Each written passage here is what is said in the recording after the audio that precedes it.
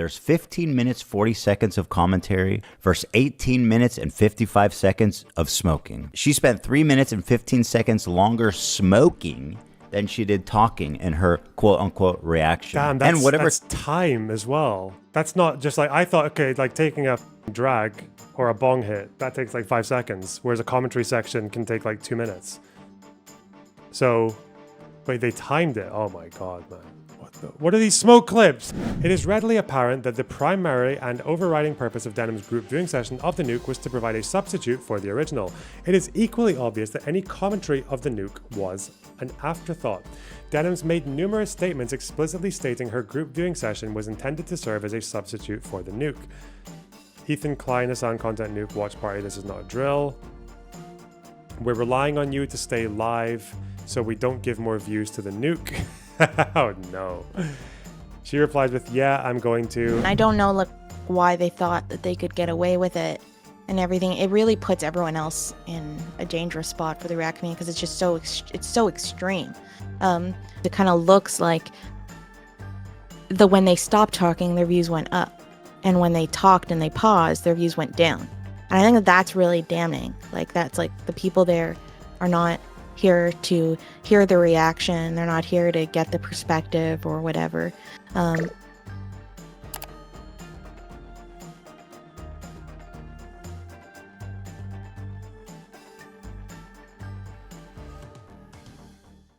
right, you blistering, brain-dead animals. Hi there. Hey! Okay, Ethan's dropping a nuke. A nuke! Okay? I'm gonna act surprised, okay? I'm gonna act surprised. I'm suing these 3 creators. 20-minute video. Looks like slop is back on the menu, boys. Let's go. Hi there. My name is Ethan Klein, and my favorite hobby is spending hundreds of thousands of dollars on lawyers. Today, I invite you into my home to share my favorite pastime with you. Join me in creating generational wealth for my attorney. Let me tell you guys a story. About 1.5 years ago, there's a big conversation called ReactGate. ReactGate was a debate going on in the streaming community about what constituted fair use. People like Hasan, XQC, and many of the large Twitch streamers would watch other creators' entire video on their stream. They would rarely add sufficient commentary or even pause the video to speak. Most egregiously, they would re-upload the entire VOD to YouTube with the same thumbnail, the same title, so that they could cannibalize traffic from the original video. Here's what Lamino had to say about this phenomenon. I don't mind people reacting to my videos, but I do mind when they play the entirety of my video. A face cam in the corner or the occasional interruption does nothing to address that issue. My video is still being played from beginning to end in someone else's stream or video. It's neither ethical nor necessary to feature the entirety of someone else's work. Or, you know, they could do the bare minimum and ask for permission. Something that none of the major reaction channels have ever done. Okay.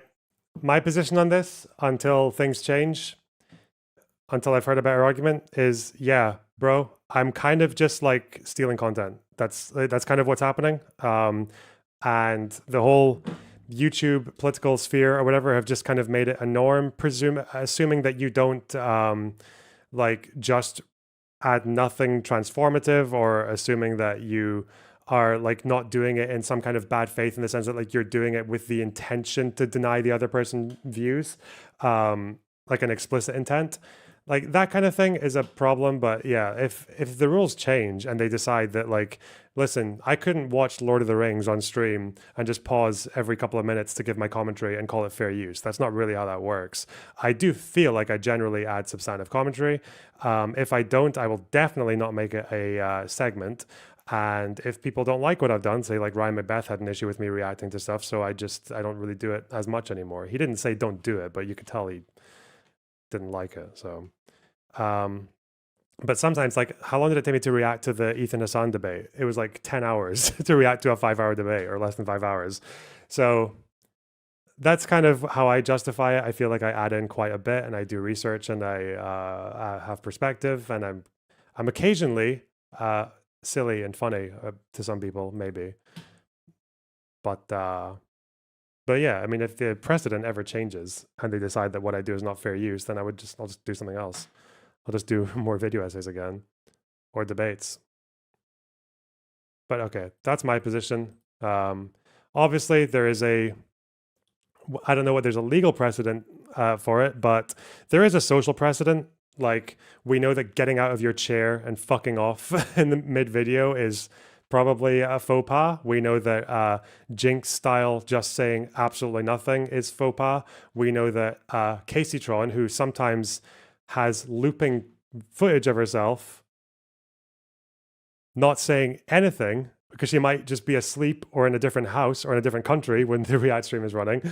We know that is obviously very not cool. We know that, I guess, like Denims opening screens where it's like 1 hour of Al Jazeera. Yeah. That's a bit different to, I'd say, what people like me do, but you know. I've streamed or re-uploaded my videos. But to answer your question, no, I don't want people to stream or re-upload the entirety of my videos.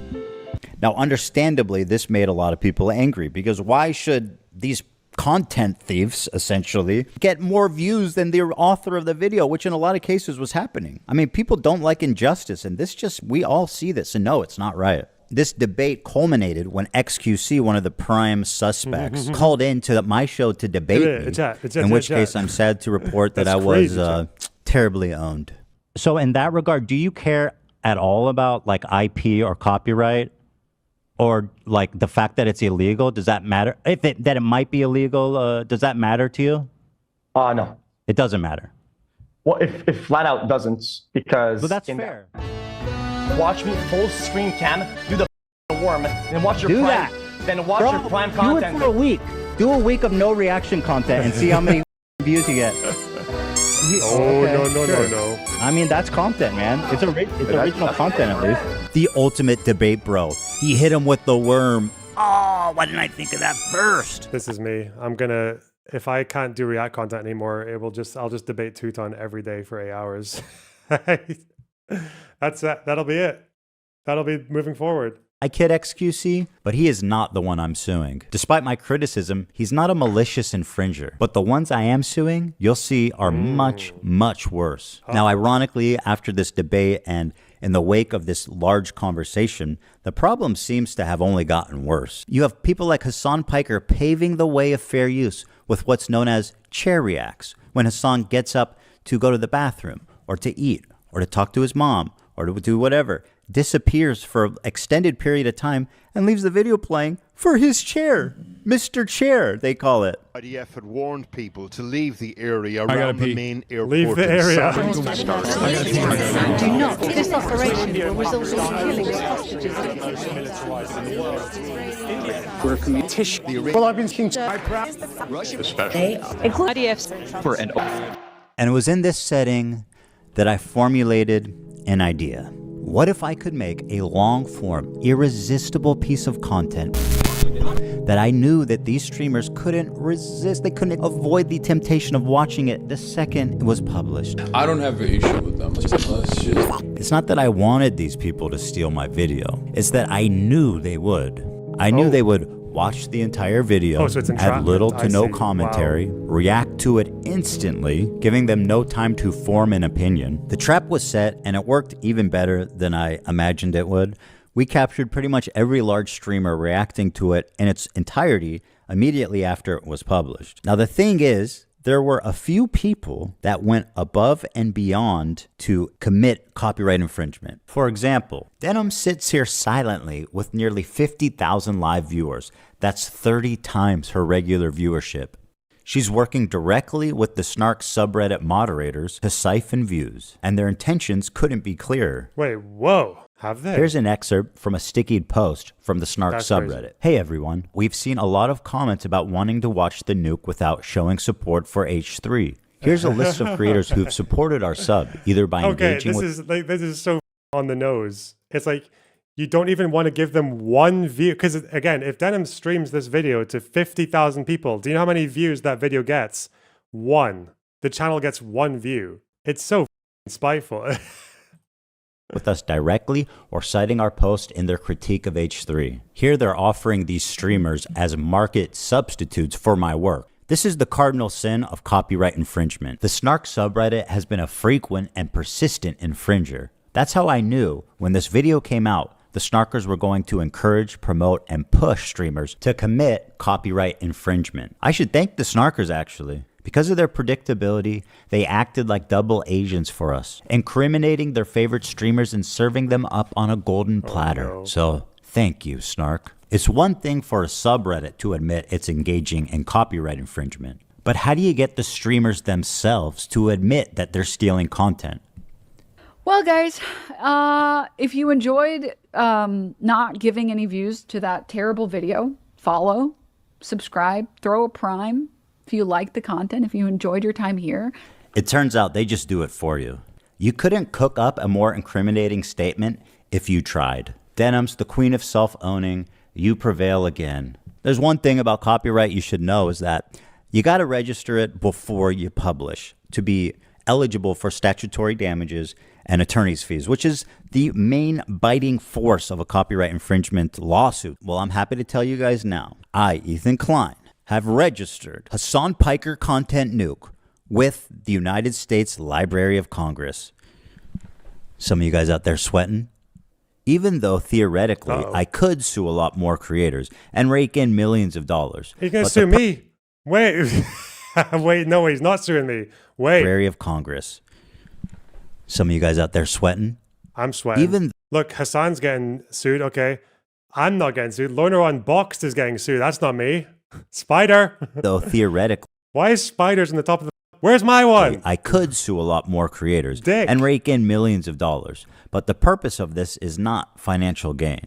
People like XQC and Asmongold may have watched the entire thing, but I would never sue them just for doing that. I don't want to chill the reaction community into fear. Actually, the opposite. I hope that we can all unite against this type of egregious behavior that not only makes us all look bad, but could destroy the commentary community as we know it. Well, guys. Okay, so for Ethan, for this to not be a spite blow, right? For this to not be a spite blow, Ethan's going to have to show why this reaction, like this format from Denims, Kaceytron, etc., is more egregious than what people like me do. That's he's going to have to argue that. If you enjoyed not giving any views to that terrible video, follow, subscribe, throw a prime. The state of reaction content on Twitch is so broken, these creators feel comfortable looking right into a camera and saying outright, hey, I'm stealing this guy's content. Pay me instead of him. This is not a healthy environment. And with people like Hasan reacting to entire TV shows on stream, my fear is that Sony or Disney comes along, sues everybody, and sets a devastating precedent that could endanger our entire field. Now, before I tell you who the 3 people I'm suing are, I just want to make it clear that they all met this very specific high bar of criteria that I set forth earlier. These people were not targeted based on their gender, their identity, their political beliefs. All 3 are on this list. In fact, they're the only 3, as far as I could tell, that reacted to the full video. Drum roll, please. Who's sweating at home, guys? Kaceytron, the queen of ripping farts and bong loads. They do musicals. They're very musical people. Are you being serious? Dog, what do you... Look! You think I made this? Frogan, who, bless her soul, Jesus. She's still rising. Can I walk away and use the bathroom? Do I have permission? Oh no. Can I use the bathroom, please? I'll leave it playing. Apparently thinks Twitch is liable for me interviewing a Yemeni teenager who's only known genocide his entire life. What happened? And Denims, the queen of self-owning. And my God, is she the queen of that? It's very obvious from the way that guy's talking, he's a Sneeko fan. Oh my God, bro, I love you, Hasan. Can I give you a hug, bro? I'm so sweaty, bro. I love you, bro. None of the hostages that have been released so far have said that they have been raped. The hostages have public statements. You can go look at them. The sexual assault I experienced should never happen to any human being. This Yemeni kid is just a Yemeni kid with a gun and is not a Houthi, and there is no proof of him being a Houthi. Are you a soldier? Yes. That seems pretty definitive. He never said Hasan Nasrallah was a good guy. I can't believe I'm calling Nasrallah base. I mean, listen. Now for the fun part. Let's take a look at the complaints, and let's start with my favorite of the 3, the very own the prestigious, the highly acclaimed, the highly analytical Kaceytron. Whoa! A lot of people have been wanting to watch this without necessarily supporting Ethan Klein. Oh, no. So we're going to watch it. Well, that's a really That's like your declaration of intent. It's your like, that's the purpose of it. Listen, there's chat. I know all of you guys are here because you would rather just not watch it at all than give the view to H3H3. That's crazy. Thing to say, don't you think? Why are you so comfortable? We've given each complaint a clever little title. Smokes more than she spoke. Well, quote. And here's Kaceytron's. She smoked more than she spoke. Kaceytron smokes 42 times during her reaction. And just as a silly thought experiment, we thought, wouldn't it be funny if she spent more time smoking than she did talking? Holy and thinking shit. there was no way that that could be true. Well, we tallied them up, and lo and behold, there's 15 minutes 40 seconds of commentary versus 18 minutes and 55 seconds of smoking. She spent 3 minutes and 15 seconds longer smoking than she did talking in her quote-unquote reaction. Damn, that's time as well. That's not just like, I thought, okay, like taking a drag or a bong hit, that takes like 5 seconds, whereas a commentary section can take like 2 minutes. So, but they timed it. Oh my God, man. What are these smoke clips? How do you spend 17 minutes? 1855. How do you spend 18 minute 55? Is it all the coughing? Talking she did was just to express how confused she was, presumably from smoking 42 times. What is happening? I'm trying to follow. I've lost the plot. The complaint continues. Indeed, we got court doc. Indeed, Kaceytron is often too obliterated. Is that in court documents? Is too obliterated to comment on the NUKE and instead stares blankly at her computer screen. In a span of 2 hours and 7 minutes, Kaceytron smokes marijuana, frequently in a highly concentrated form through a vaporizer, for nearly 19 minutes, which is 3 minutes more than Kaceytron speaks during her group viewing session. At one point, Kaceytron is so wasted that she states, "What is happening? I'm trying to follow, but I lost the plot." Uber, thanks for the $5. React harder if you don't want to end up in the next lawsuit. Oh, I'm reacting. I'm smashing. Obliterated. She is so nuked. Kaceytron is often too obliterated to comment on the NUKE, and instead stares blankly at her computer screen. In a span of 2 hours and 7 minutes, Kaceytron smokes marijuana, frequently in highly concentrated forms through vaporizers, on 42 separate occasions. At one point, Kaceytron is so wasted that she states, quote, "What is happening? I'm trying to follow, but I've lost the plot." To give you an idea, the majority of her commentary comes down to this. I don't understand this bit that he's doing. He's read more books than you could ever imagine. CPM's coming out of Qatar. What the hell you is kids love anime, right? He's read more books than you could ever imagine. What is happening? I'm trying to follow. I've lost. Bro, why do you even turn up in the morning? What the, like? I guess you gotta pay your bills and everything, but does this actually pay the bills? Does she? I don't even know. What's her viewership? What the? Hang on. Lance's next title is Ethan Mocks Addict. Oh God. Just stay in bed. Yeah, just stay in bed. Why do you even get up in the morning? What the is wrong with you?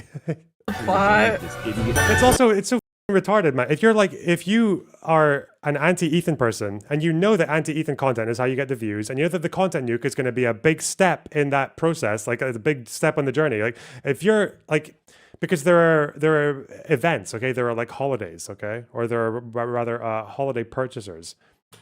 It's like wrestling, you know, there's like, you're going to turn up harder for WrestleMania than at the regular Raw shows, or, okay? That makes sense, okay? We understand that. So if you're an anti-Ethan person, surely for the content nuke, you should just do a bit of pre-watching, a bit of reading. Or don't even do that. You don't even need to do that. Because everyone in your audience hates Ethan. They hate him. They don't care what you say. As long as you just do the react thing, right? Do the react thing where you can tell other people have like, they've watched people like Vosh or Destiny or whoever like doing reacts, and then they want to do their own, but they're less informed or less prepared or less spontaneous or less witty. So they just kind of do the illusion, like the aesthetic of a react stream, where they'll just pause every 30 seconds, like when they remember to, almost by default, and then they'll just go, that's a really, that's a dumb argument. What if what if actually wrong? Like, and then that would be fine. That would be you would get more viewers doing that shit. You would get to do the vitriol. You get to do all that. Ironically, Hasan was the most transformative. Yeah, because he fucking yapped for 12 hours. The demon mama tactic. Yeah. Why don't they just do that? It's such a waste. This is like your WrestleMania of the year is reacting to something like this. And you're giving it nothing. You're giving it nothing. Just smoking. Just getting fucking blazed. Leaving the room. Why? They do musicals. They're very musical people. I know. Are you being serious? Dog, what do you... Look! You think I made this?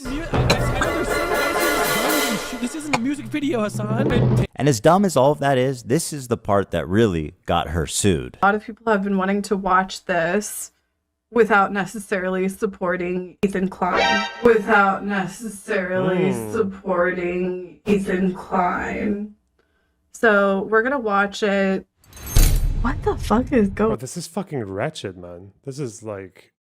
Jesus. Going on here? Stating outright that her intention of doing this is so that people who don't want to support me can watch it through her is why copyright infringement laws exist. You could not and should not do that, especially if your commentary consists of you taking bong loads. At least try to engage with the content. Whoa, what was that? Oh, sorry. That was a flying star. It almost got me. You know her and you love her, guys. Frogan. Reaction by exiting. No. Here she is getting up to leave the video running as she steps out of the room. Is that transformative? I guess the judge will decide. She said, quote, "It's time to watch the new NUKE ethically." Ethical consumption of the NUKE. Yeah, I've seen, this is a thing that lefties have done for a long time, that, I don't want to give it a view. Oh, how do we react to this? But I don't want to give this bad person the view. It's such a 2016, like, it's the kind of thing Vadim would say, like, oh, why would you watch this and give them the view? Fuck off, man. Like, it's one view, you fucking moron. You're already taking views for them, right? You're already taking, how many people are watching this right now? How many people are watching me right now? 1,800. You're taking that many views. Sorry, it's 1,600. I'm retarded. All right. Thing glitched. The views have been taken, bro. Hell yeah. Huh. Very smart to say on camera, by the way. She said, quote, "Thank you guys so much. I do appreciate everyone's support. And thank you for watching it with me." Well, you are so welcome, and I'm so glad that you were able to enjoy that day. Her commentary is so non-existent that even her own fans begin to call her out. Does that have anything to say? Dude, because he's cycling the same fucking points over and over again. What more commentary do you need on him repeating the same fucking points for the whole first hour and 1 minute and 32 seconds? It's been the same shit over and over again. This video could have been condensed into 20 fucking minutes. Like, what commentary do you want me to add by, like, oh, this guy's a fucking idiot, he's mentally ill, and he's having a mental breakdown and uploaded it to fucking YouTube? What do you want me to say? One good point. What do you want me to make a point on? Oh, I forgot. She also said, "Can I use the bathroom, please? I'll leave it playing." You may use the bathroom, Frogan, although I don't advise it. Can I use the bathroom, please? I'll leave it playing. This into your stomach. And let me state the obvious. Jew and... We're going to time the... Apparently thinks Twitch is liable for me interviewing a Yemeni teenager who's only known genocide his entire life. What happens? Well, you just pause it. That's it. You just pause the video, right? Like, you get up and you go to the bathroom, you just pause it. They should be watching for you. But if you get up to go to the bathroom and they keep watching my video, they're clearly not watching for you, right? As lazy and pathetic as her reaction is, this is not why she's getting sued. This is. Thank you guys so much. I do appreciate everyone's support. And thank you for watching it with me. First time viewer, time to watch the NUKE ethically? Hell yeah. I found my way from Reddit. Hi guys, welcome Reddit people. Reddit people, Reddit people. I came from the H3H3 Snark Reddit. Ethan is so pathetic while Hasan is in Japan. I'm bothered having a great time. Exactly. We're gonna watch it live, yes. He doesn't want people to know when it's dropping because we're all watching through other streamers. And I suggest you all at least, you know what, fuck Kaceytron. I mean, at least Frogan tries her best, you know? You can tell she's trying. She's like, what do you want me to do? What do you want me to do? What do you want me to say in this video? Like, she's trying. She's turned up. She's clearly, like, done her makeup a little bit. She's got her fucking glittery microphone. She's got her lights in the background. She's got her pictures, everything. She's turned up for the job. She's doing her best. And again, in this world, okay, in this world, all you've got to give is your best. Okay, you don't have to be the best, but you have to try your best. Okay, that's all. Hats off. Okay, it's just a shame that this is her best. Fuck. Watch it through other people as well. It's the stated malicious intent to steal. They talk about watching ethically, but I learned not to steal when I was 5. Up next is Denims. And honestly, just take a look at this, guys. It's a nightmare on Denim Street. Not only did she chair react, but she was kind enough to write her name right at the top just so that we knew that she was stealing my content and it was her room and nobody else's. Judge, did you know that we're on Denims Street right now? Here's some quotes from Denims. We're relying on you to stay live so we don't have to give the NUKE views. Yeah, I'm going to stream it. Since he's confirmed it's coming out today, I'm going to stream it. That is very explicit. Denims said, quote, well, guys, if you enjoyed not giving any views to that terrible video, give me a follow, subscribe, throw a prime if you like my content. Your content? The Queen of Self-Own included a countdown timer so we could tell exactly... Hey, Denim, this would be the most difficult one, I think, because despite the statement, as far as I remember, Denims obviously did react a lot to this. Obviously, the reactions were a little bit intellectually devoid, a little bit dumb, a little bit guppy, but she did react, as far as I know, despite the empty chair. But I guess it's the intent, the fact that she said she was doing it so she could mog the channel.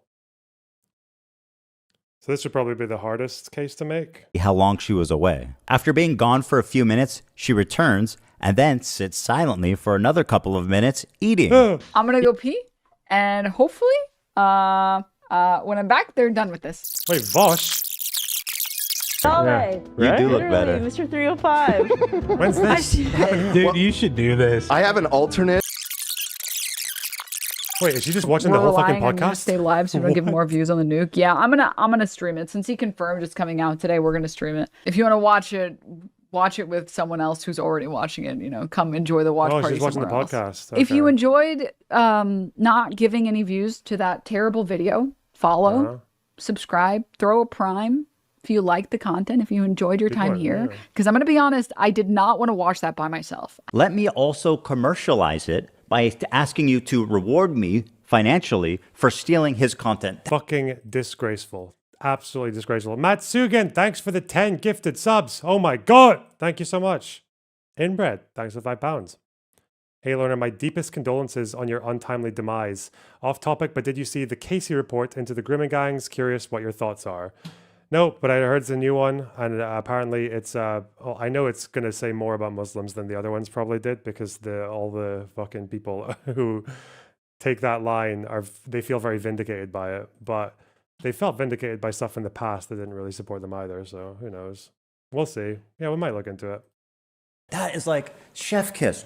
By the way, Denims had a very successful stream. She had 43,000 people watching her live. Take a look at the title of her Twitch stream. Ethan Klein Hasan Content NUKE Watch Party. A watch party?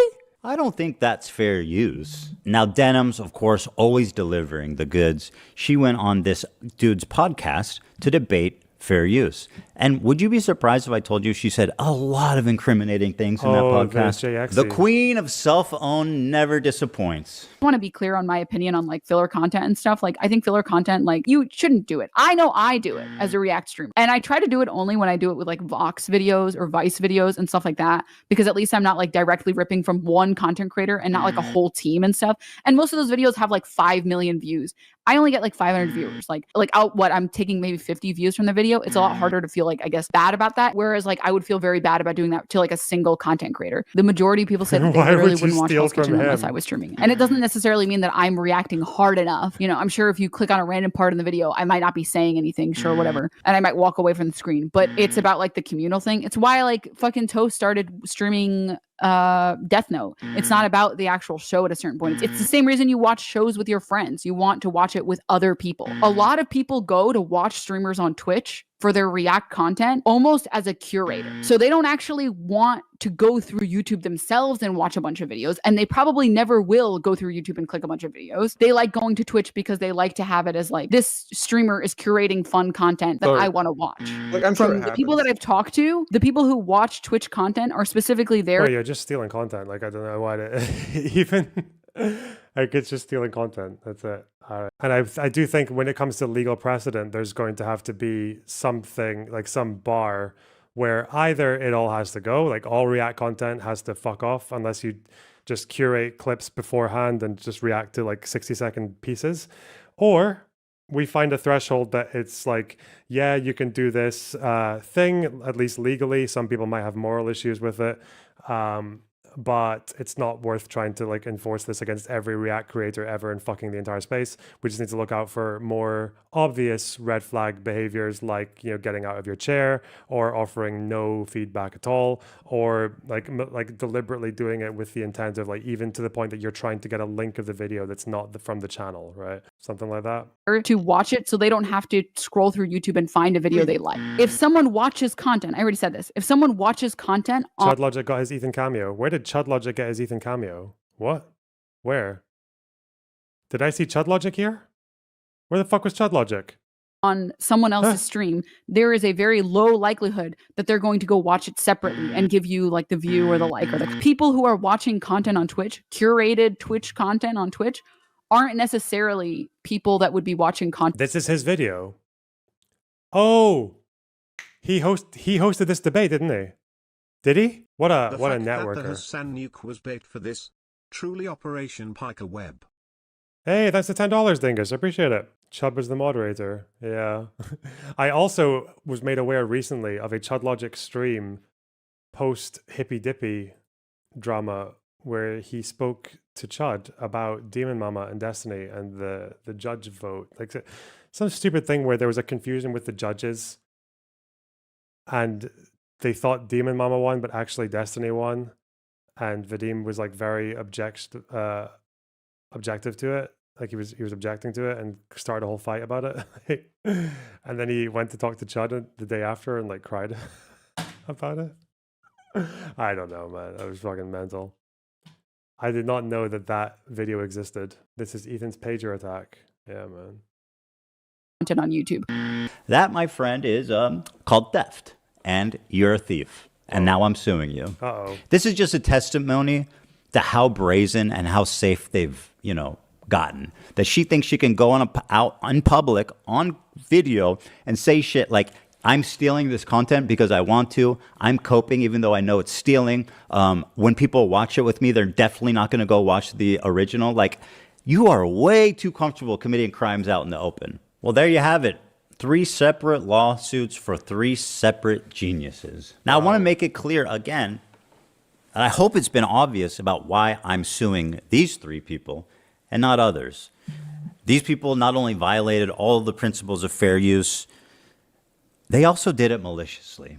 And that's the part that really got me.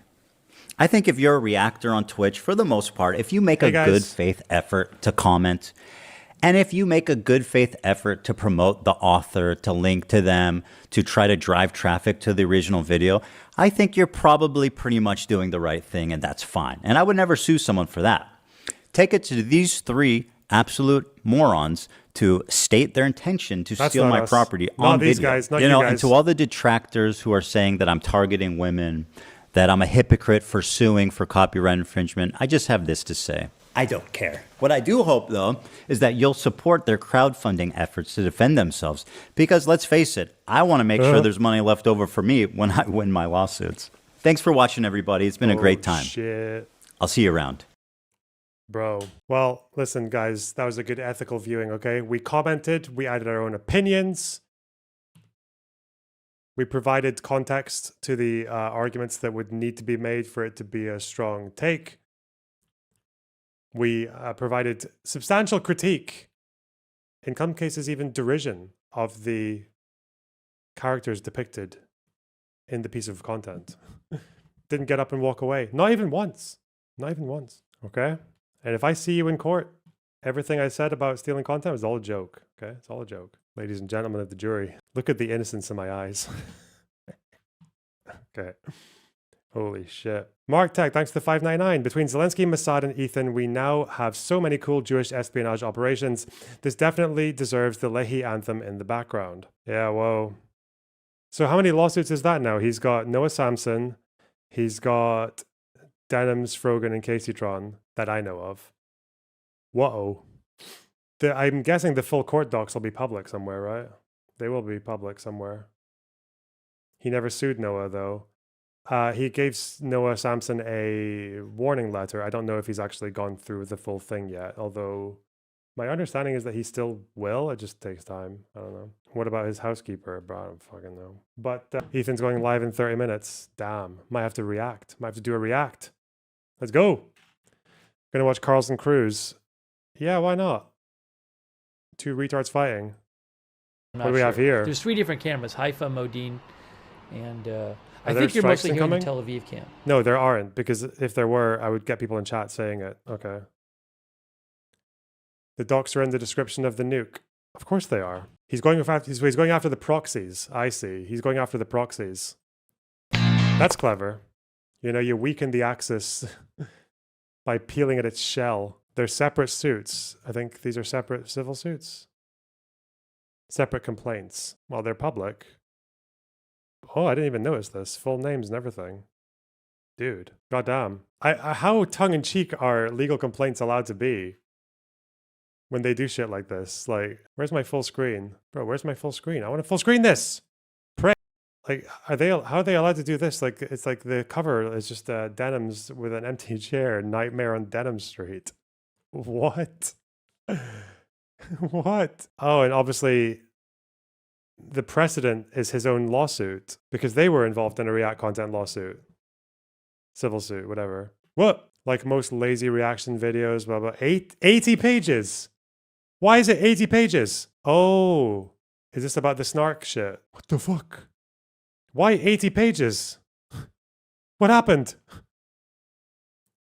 What'd she do? The alt-left's answer to Kellyanne Conway. Oh, it's Osama bin Laden's death to America letter. Okay.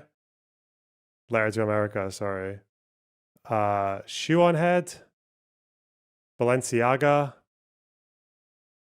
Reactgate. Hasan Piker. Jinx. What is all this fucking lore? The background of snark. Wait, this sounds like such a meme. What the fuck? I want to read this now. This sounds like giga memes. The fuck? WTF. H3 Snark is part of a genre of message boards known as subreddits. On the website, Reddit. Snark subreddits consist of fallen fans of a particular entertainer. Over time, there have been numerous Snark subreddits regarding TEI's podcasts and of decline.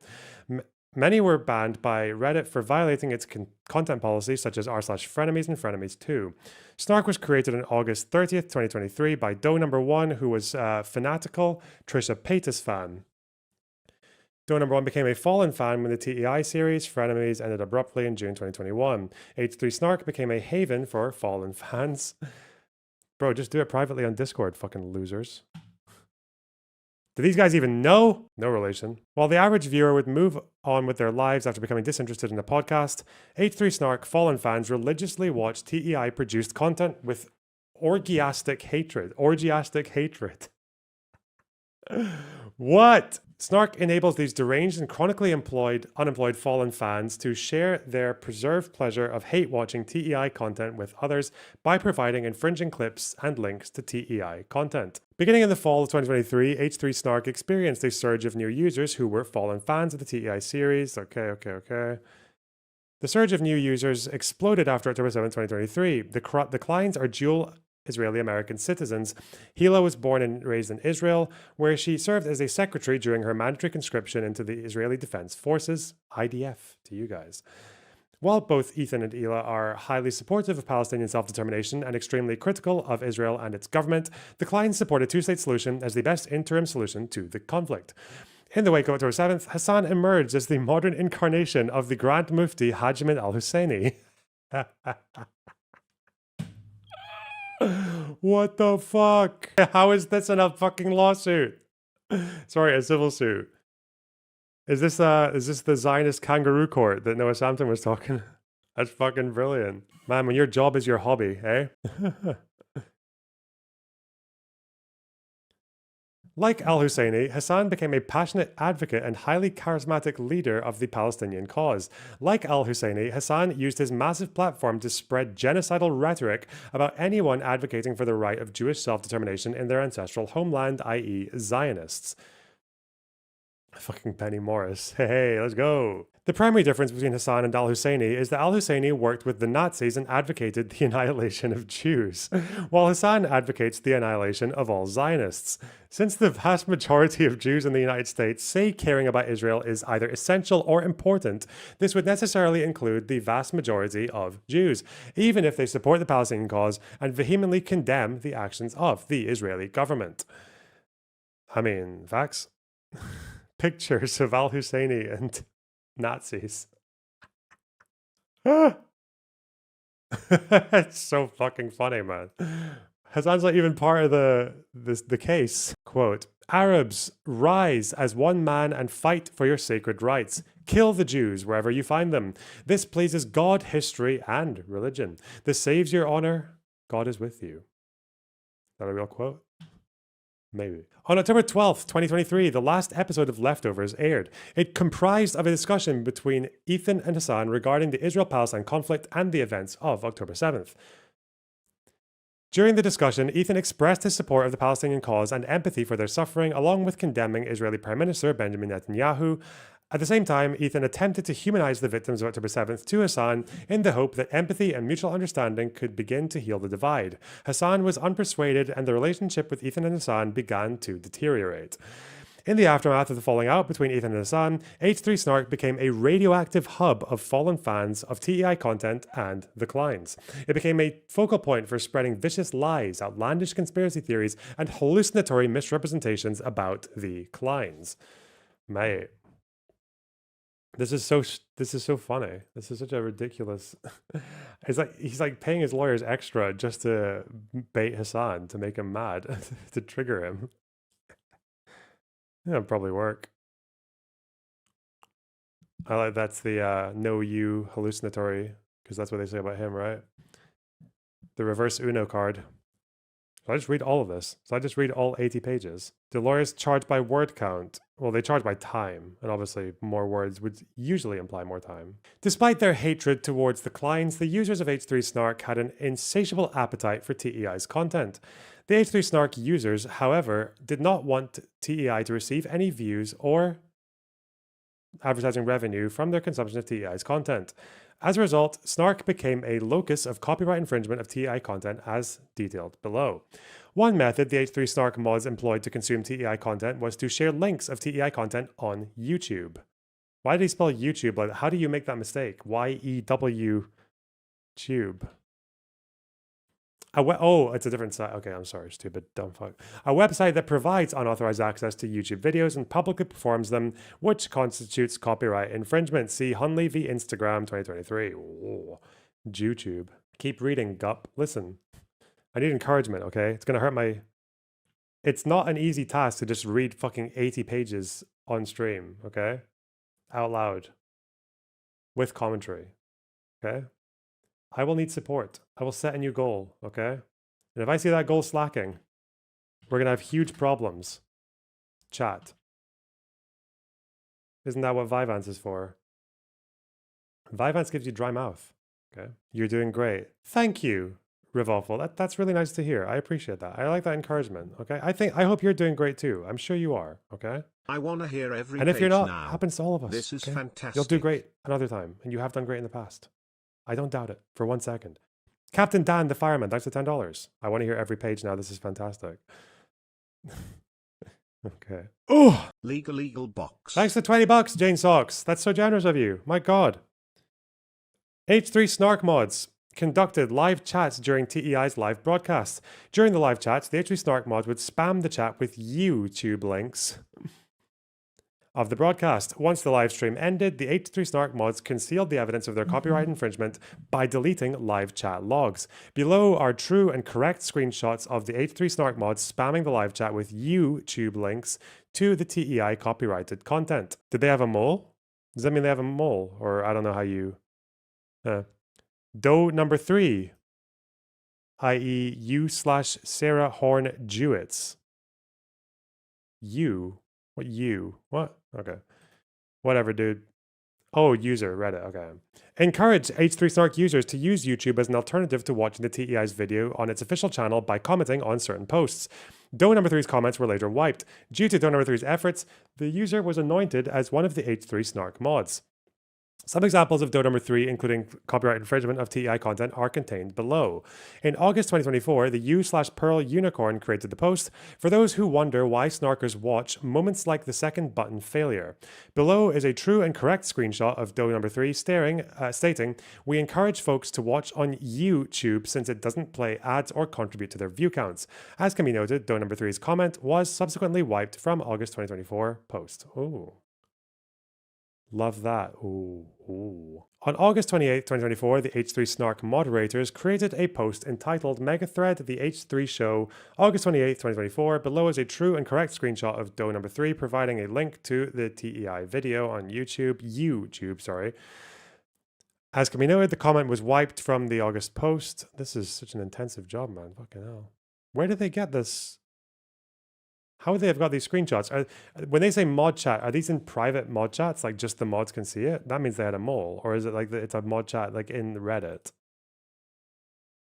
I don't know. I don't know Reddit well enough. Under the H3 Snark wiki page for tools, tips, guides, H3 Snark mods also instructed H3 Snark users on how to create clips of TEI content so these clips could be posted on H3 Snark. At one point, the H3 Snark mods even instructed users on how to download members-only content. Ooh, so they could be posted on H3 Snark. To hide their inducement of copyright infringement, the Snark mods deleted the portion on downloading members-only content from the guide. A true and correct screenshot of the portion regarding members only. Okay. Oh, god damn it, the Hasan proxies. Getting paged to fuck. TEI issues takedown notices for infringing posts and comments on H3 Snark.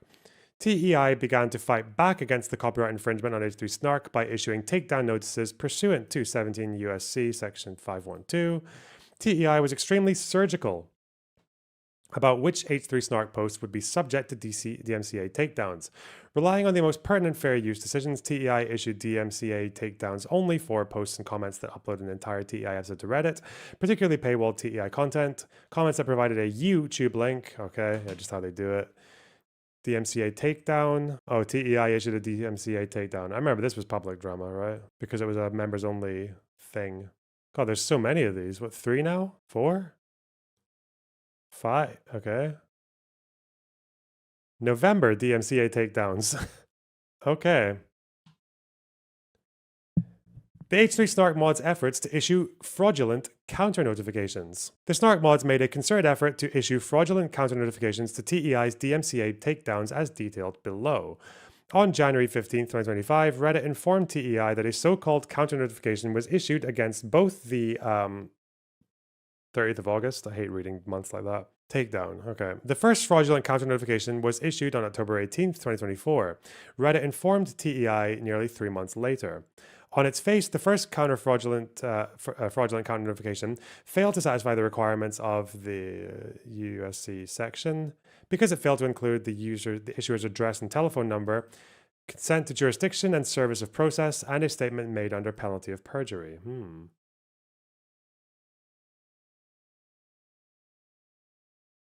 Further, the first fraudulent counter notification contained numerous indicia of being fraudulent because it was a single counter notification for posts made by 2 different users, and 2, it misrepresented that the 8/30/24 takedown was for the post and not the comment with the YouTube link. It was also evident that the first fraudulent counter notification was issued by the Snark mods because it was stated, "We are going to write to contest the removal of 2 posts from our subreddit under alleged copyright claims. We believe these reports have been filed by fans rather than the legitimate copyright holder." Ooh. Oh shit. Despite the fact that TEI's council contact information was provided in both the 8/30/24 takedown. Okay, name of the issuer was Michael Anderson, a generic name that would make it impossible to identify the issuer of the first fraudulent counter notification. Man, these fucking snarkers. Operating from the shadows. Fuck. Okay. I think the funny parts are gone. I don't care about fraudulent counter notifications. This is just them pretending that the copyright complaints, or hoping that the complaints were not made by Ethan himself. That's all it is. They create and register the NUKE, waiting room streamers, and parasitically leech off his audience by broadcasting immediately before or after his streams. Oh no. Hijacked the necessary and important discussion of the Israel-Palestine conflict and the Gaza war. They employed genocidal rhetoric that painted all Israelis as subhuman, warranting annihilation. The term Zionist lost all meaning and quickly mutated into a thinly veiled dog whistle for Jews. To combat the tsunami of hateful rhetoric, Ethan and Ela Klein, through TEI, created content nuke Hasan Piker. The nuke was written, shot and edited from December 24th through January 25. On January 27th, i.e. 4 days before the nuke was publicly released, TEI submitted its application to register the nuke with the Copyright Office. Okay. It's got a registration number. Okay. The deposit copy varied slightly from the broadcast version of the nuke. First, the deposit copy did not contain the conclusion and sponsor segment that was contained in the broadcast version.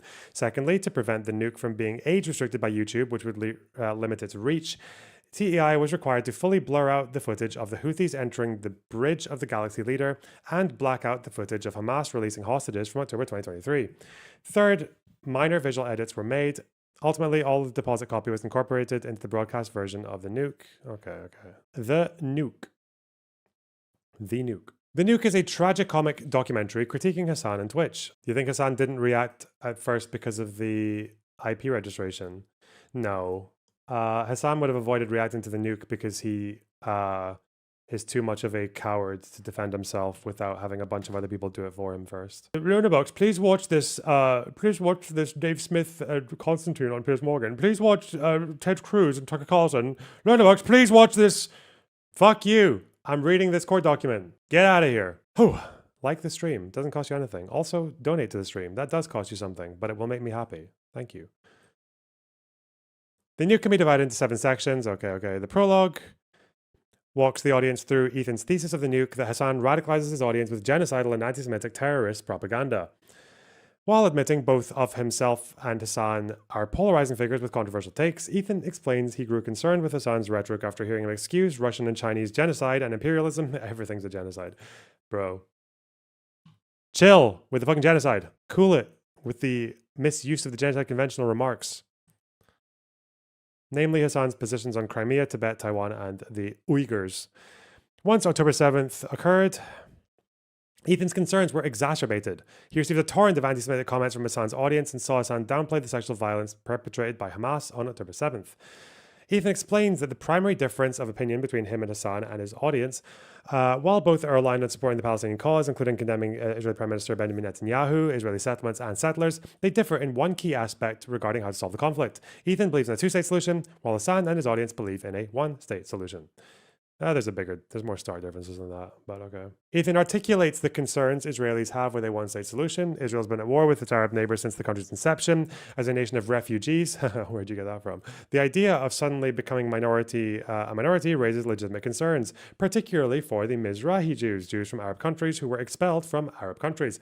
Ethan then shows archival footage of Hasan supporting terrorism, glorifying terrorists, admitting to hiding his power level, extremism, because it is a more palatable way to introduce young people into the radicalization funnel, conceding to being a propagandist, expressing vitriolic hatred of liberals. Further points out that Twitch takes no action to moderate Hasan.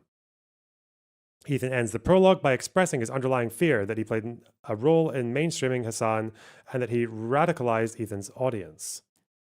Twitch parody sketch. Okay, he's just summarizing the video, whatever. We've seen it. The Hezbollah section. Hamas section. The Twitch section. The Sabra section, not the goddamn Sabra section. Sneeko. Myron Gaines, okay. What section is this? Oh, okay. Conclusion. The countdown episode and its registration. Okay. Captain Dan the Fireman, thanks for $2. Bucks for the box. Ooh. Okay, Snark promotes Denims as a substitute to watching the NUKE.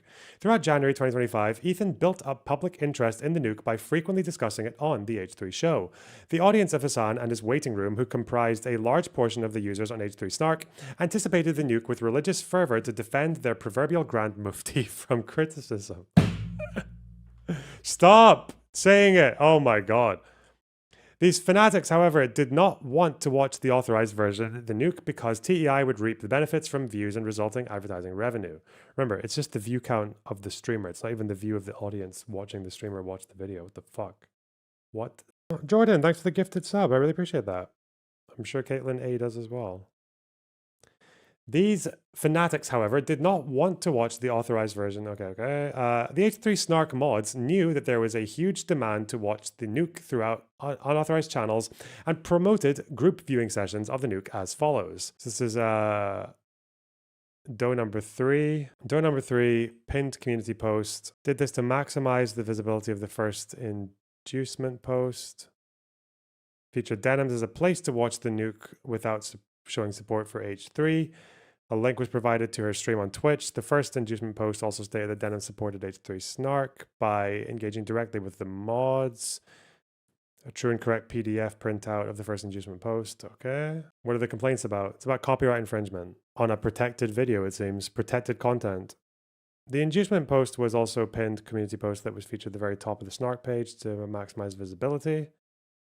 Okay. The third inducement post was a pinned community post. Okay. The law of fair use and reaction videos. Let's go into that. What's the law? How long is the law bit? Oh my god. Hossein-Zadeh? Is that how you say that? I guess we should see what the legal precedent is because I don't know it very well. Fair use is codified in Section 107 of the Copyright Act. The statute sets forth 4 non-exclusive factors courts consider to evaluate fair use. 1. The purpose and character of the use, including whether such use is of a commercial nature or is for non-profit educational purposes. 2. The nature of the copyrighted work. 3. The amount and sustainability of the substantiality of the portion used in relation to the copyright work as a whole, and the effect of the use upon the potential market for or value of the copyrighted work. Yeah, the precedent was set by Rom, right? Ethan's lawyer. Yeah, because of their previous case. The first fair use factor relates to the problem of substitution, whether the new work supersedes or supplants the original. Warhol 598, okay. The central question is whether the secondary work adds something new with a further purpose or different character. The mere fact that a secondary use has some further purpose or adds something new does not render such uses fair, oh no. Rather, whether an allegedly infringing use has a further purpose or different character is a matter of degree, and the degree of difference must be weighed against other considerations like commercialism. While a use that has further purpose or different character is said to be transformative, transformativeness is a matter of degree. Indeed, an overbroad concept of transformative use, one that includes any further purpose or any different character, would narrow the copyright owner's exclusive right to create derivative works. To preserve that right, the degree of transformation required to make transformative use of an original must go beyond that required to qualify as a derivative. I see. By this precedent, Loner is cooked. Yup. Come at me, bro. I don't know. I don't think I've ever reacted in a way that was as cynical and as flagrant as what Denims and, well, definitely Frogan and Kaceytron. Like, Legal Eagle is on the side of the clients. For this or for other things? The first factor also relates to the justification for the use, both in the broad sense and the narrower sense. A use is justified in the broad sense if it has a distinct purpose that furthers the goal of copyright, namely to promote the progress of science and the arts, without diminishing the incentive to create. A use is justified in the narrower sense when it is reasonably necessary to achieve the user's new purpose. Such justification is particularly relevant to assessing fair use where wide dissemination of a secondary work would otherwise run the risk of substitution for the original or licensed derivatives. I don't know if Legal Eagle's made a call. It's the previous case they supported the clients, not this one. The question of justification is one of degree. Critical book review illustrates how a secondary use must be justified in both the broad and narrow sense. serves a different purpose than the book. This may not always be so, and a court must consider each use within the whole to determine whether copywriting is fair. Okay. There are several indicia of when a use for criticism or commentary is not sufficiently transformative to justify a secondary use. When the commentary has no critical bearing on the substance or style of the original composition, the claim to fairness in borrowing from another's work diminishes accordingly. If it does not vanish, and other factors like the extent of its commerciality loom larger. Indeed, a loose topical connection with the original work is equally problematic. Ooh. Damn. We're fucked, guys. We're so cooked. Smashed. When a defendant copies more than is necessary to facilitate comment or criticism. Oh yeah. That's a problem, I think, because I feel like some people, if it were me, like I'd be fine with people reacting to, like I'd prefer they react to start to finish, because I don't trust anyone to take clips in context. I don't trust anyone to do it. Like, fuck them. Even people who like me. The fuck. That's just my opinion, but... When the use of the copyrighted work is not consistently transformative, Elvis Presley. Okay.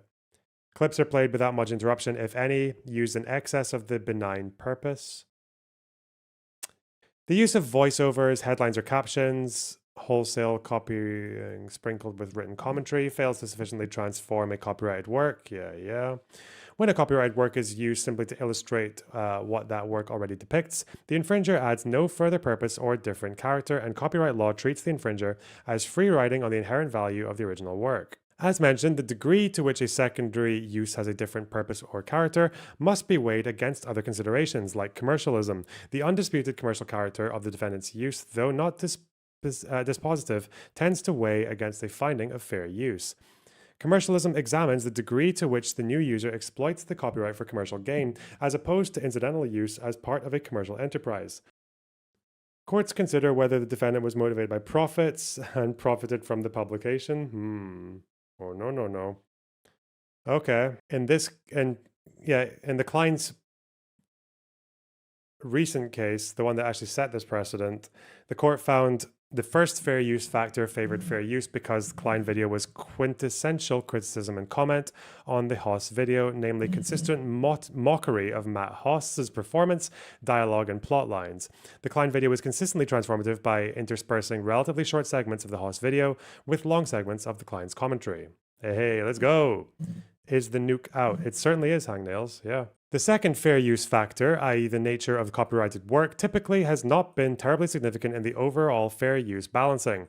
This factor examines the extent to which the original work is creative and whether it is unpublished. Even when a work documents a real event, the work can still be creative because it is the product of many technical and artistic decisions. Ethan over Iran. Okay, wow. Nice one. Whether a work is published is defined by whether the author exhausted the right to control the first public appearance of the work. The fact that a work is published does not weigh in favor of fair use. Okay.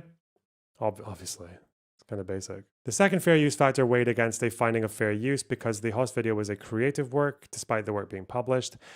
The third fair use factor examines the quantitative amount and qualitative value of the original work used in relation to the justification for that use.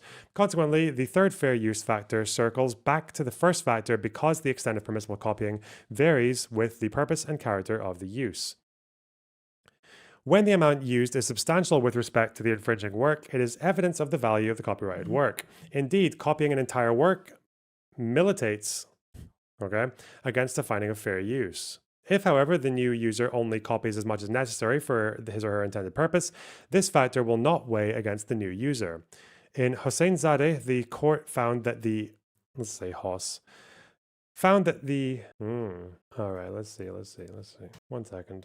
Fuck me. Loner sounded so sad. What, why? Do I sound sad? I haven't done this much reading out loud on stream in a while. I bought Sabra out of spite. Wow. Oh god, I fucking hate how much my computer randomly freezes now on my Chrome. We need a solution. We need to clean the thing, maybe. I don't know. Dust it. Dust them up.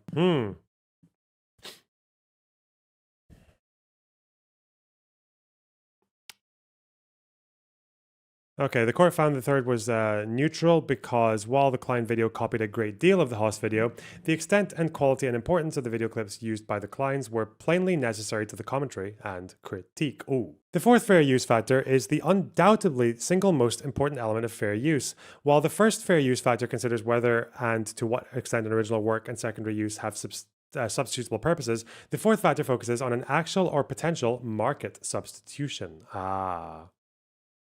That's big.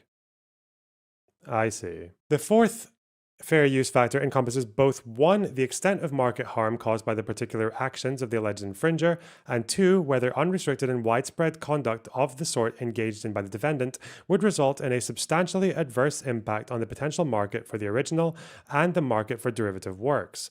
Even when there is little direct evidence of actual market harm caused by the secondary use, to negate fair use, the plaintiff need only show that if the challenged use should become widespread, it would adversely affect the potential market for the copyrighted work.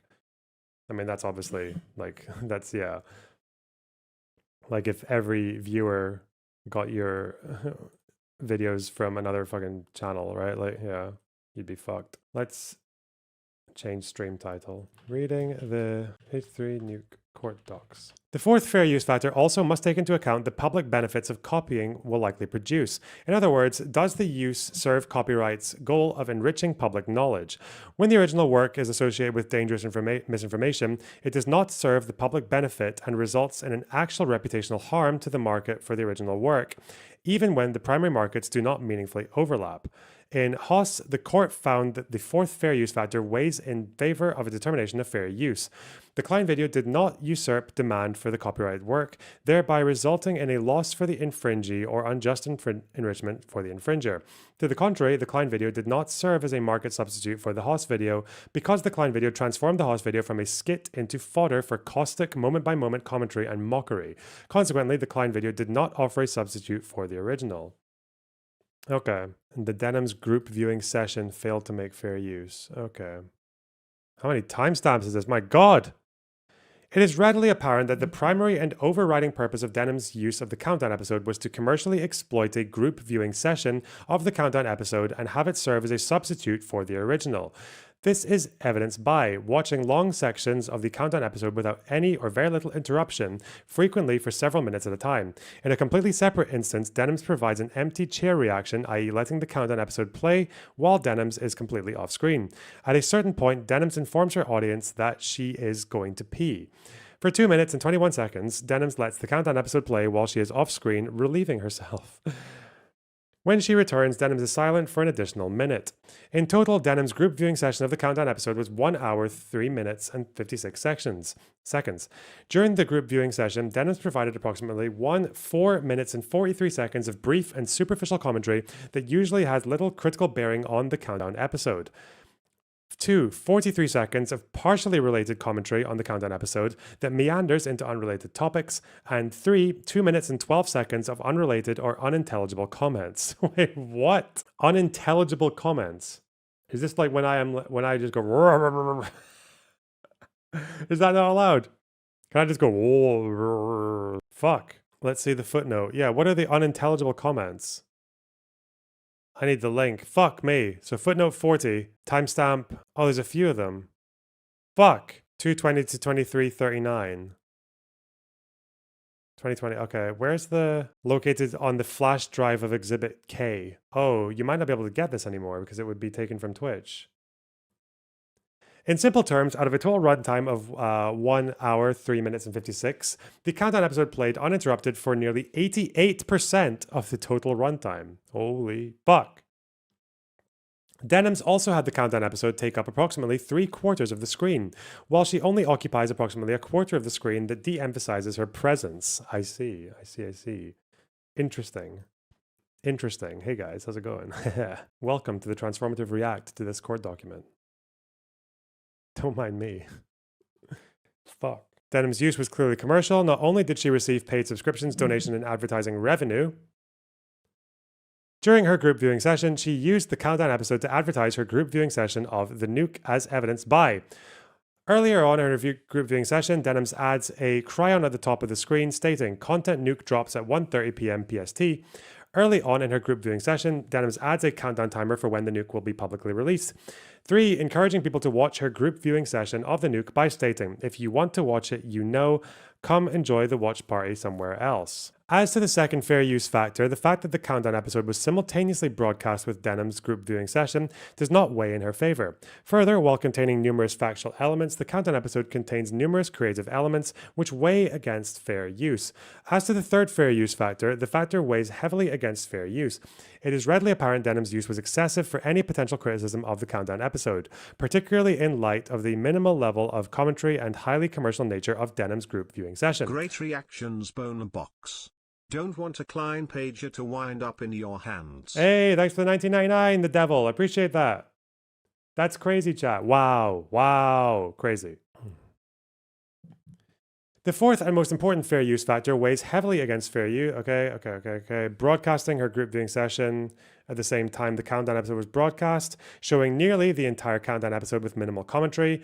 The first inducement post, the second inducement post, and the third post by the H3 Snark mods. D. Due to Denims siphoning the audience for the countdown episode to her group viewing session, TEI lost views and advertising revenue it would normally receive from the individuals who watched Denims' group viewing session instead of the countdown episode. If Denims' conduct were to become widespread, i.e. simultaneously broadcasting a TEI episode with minimal commentary, it would result in further lost views and advertising revenue to TEI.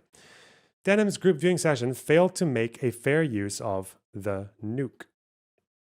As demonstrated below, Denims' group viewing session of the nuke exemplifies her beliefs about copyright that she expressed during ReactGate. Denims' group viewing session of the nuke epitomizes her unfounded opinion that copyright infringement and fair use principles are inapplicable in the context of live streaming, particularly on Twitch, her misguided notion that she is not obligated to transform a copyrighted work with substantial critical commentary and editing, and 3, her narcissistic and misplaced sense of privilege that her personality is sufficient to justify the highly commercial unauthorized exploitation of a copyrighted work in its entirety. Guys, I am quite cute, okay? And you should probably remind most people that you would not watch shit were you not doing it with my vibe occupying at least 15% of the screen. Denims' group viewing session of the nuke was the pinnacle of her career. At its peak, Denims' group viewing session of the nuke received approximately 45,800 concurrent viewers.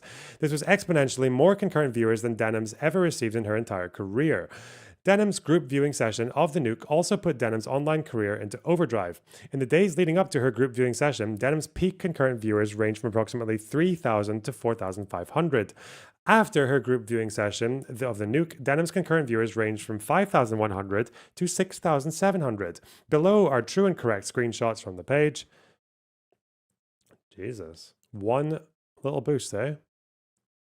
One chomp. It is readily apparent that the primary and overriding purpose of Denims' group viewing session of the nuke was to provide a substitute for the original. It is equally obvious that any commentary of the nuke was an afterthought. Denims made numerous statements explicitly stating her group viewing session was intended to serve as a substitute for the nuke. Ethan Klein, Hasan Content Nuke Watch Party, this is not a drill. We're relying on you to stay live so we don't give more views to the nuke. Oh no. She replies with, yeah, I'm going to stream it since he confirmed it's coming out today. We're going to stream it. Immediately prior to and throughout Denims' group viewing session of the nuke, she prominently displayed a crayon at the top of the screen watching the nuke, okay? She responds to a chatter saying, unfortunately, we are watching the content nuke, okay? I mean, seems it was pretty fortunate though, right? Like in a very financially literate sense of the word fortune. If you enjoyed not giving views to this terrible video, hell yeah. She has cooked pure carbon. Honestly, watch and enjoy your content more than streaming services. Have my Netflix bucks. Oh, thank you so much, ACS. Thanks for the $20. ACES. Is that how I say it? Animator Broman, that's a $1.99. DW, we're lonering our boxes right now. LonerBoxing it. Yes. Wow. This seems like it's going to get tossed immediately. There isn't a ton of precedent. Isn't there a ton of precedent? For this level, I don't think so. But you can show me if you want. Some of this precedent was set by Ethan's lawyer, so, or at least in court, in a court case that involved him. Later, after streaming, I found that I signal boosted by Hasan, Hascord in the subreddit, H3 Snark, all those people who didn't want to give the video another view, which is why they watched it with me. Probably a lot of people because they ended their H3 show immediately before releasing the video. Probably a lot of people that came to watch it here because they wanted to see what someone would disagree would say. Someone who disagrees would say. How much money can you get in a lawsuit? I have no idea. H3 did get sued and it failed, but H3 got sued because and the suit failed because he was able to show that his reaction was substantially transformative and that they didn't just use the whole video uninterrupted, like, or barely interrupted. It's very different from H3's case. Now, why it would be too different from someone like me with some of my reacts, I may be less sure, but who knows? Who knows? I mean, I know why it's different from like most of my any reaction that I upload to my channel as a segment, like this is different. I can defend that easily morally. Act like suing is inherently immoral and being sued is inherently virtuous. I thought leftists were opposed to reaction. Laugh. Hey, thanks for the £10. Thanks very much. Denim's attempt to feign ignorance of H3 Snark is transparently, brackets, and comically false. Rather, it is clear that Denims and the H3 Snark mods coordinated their efforts. Indeed, after ending her group viewing session of the NUKE, Denim's screen shows that she had the H3 Snark subreddit on her screen the entire time. Oh. Exhibit K. Lawyers. Please do not call that react. Noise that I did, an unintelligible comment, okay? There's great value, okay? It's idiosyncratic. Fuck you. Denims begins her group viewing session of the NUKE 1 minute after the NUKE was released to the public. The timing demonstrates that she did not pre-screen it to formulate her opinions prior to broadcast.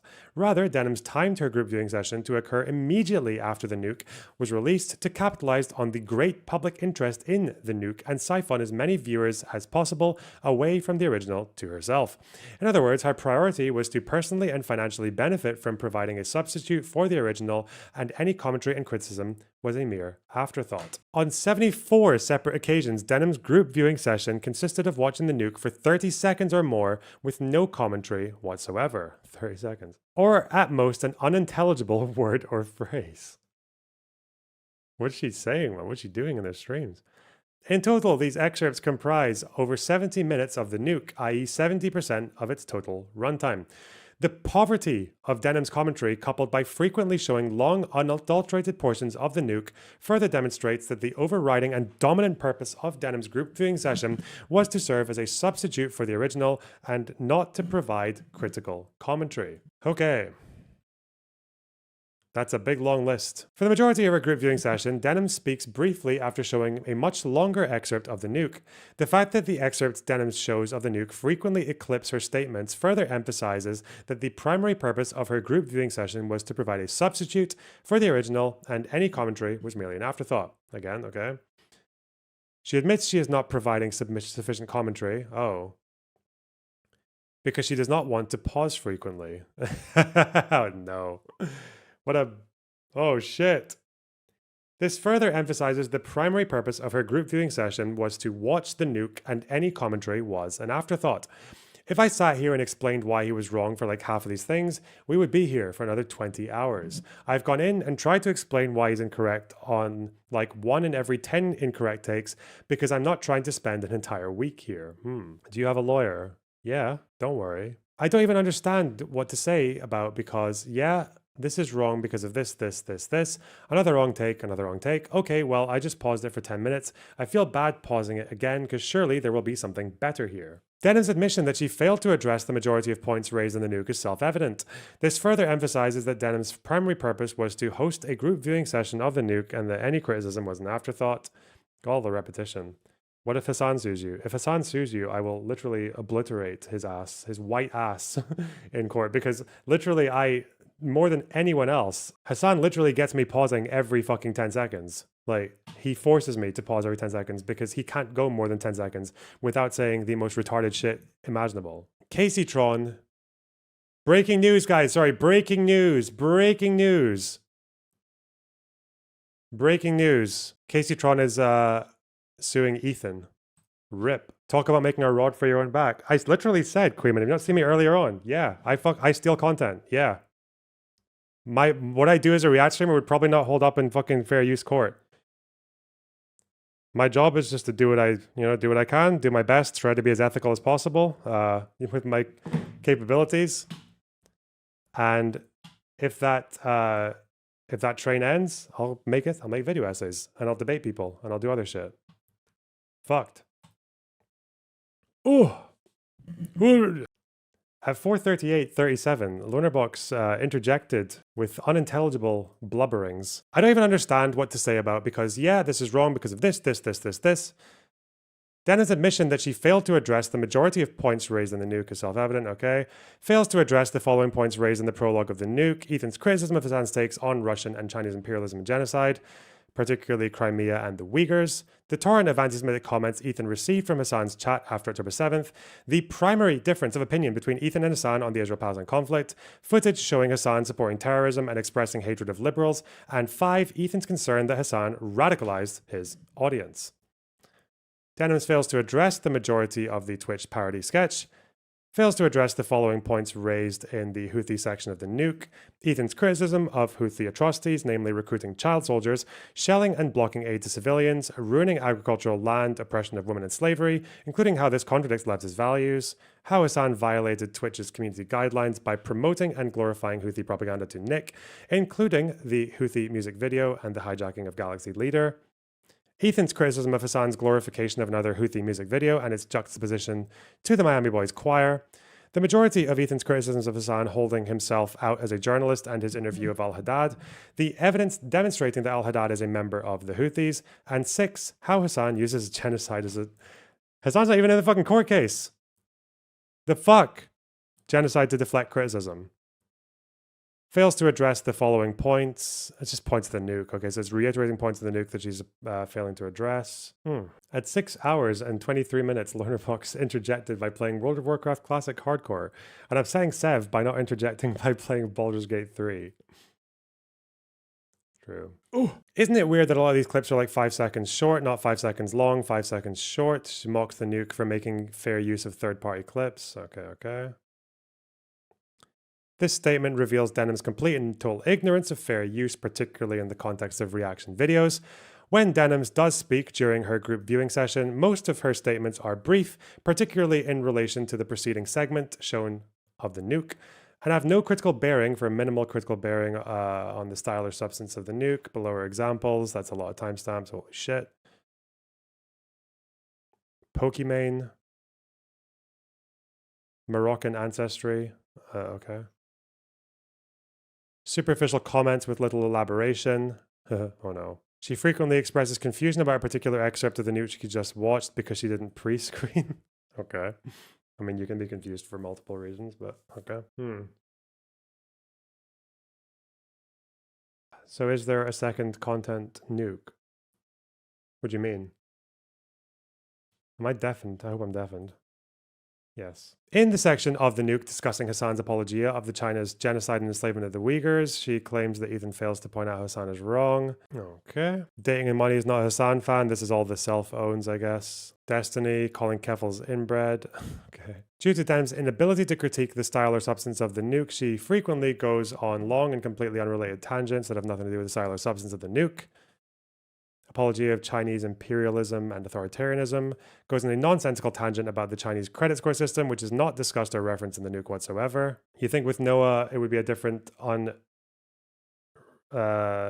case? Yeah, I think with Noah his case is probably, to me it appears a lot weaker. With this one, I don't know, like my impression of reading about copyright, not that much, but I read a bit of it a few years ago when I started making YouTube videos.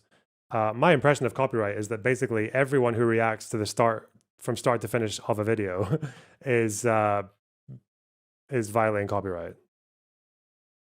That's my understanding. Like, if you're going from start to finish of the whole thing, yeah, you're probably violating copyright. And on the YouTube space, there's a kind of like unofficial moral standard that people set, like, you know, getting up out of your chair and leaving is kind of disrespectful. Adding no commentary for the entire thing is disrespectful, or fuck all. saying that you're watching it because you don't want to give them a view, like stating that intent is quite disrespectful. Like, yeah, we've got kind of things that we agree on in that sense, roughly, for why like some React streamers get a lot more heat than others. Like, that's quite clear. But as far as I see, like pretty much all of it is not up to the task. But we'll see. Whoa.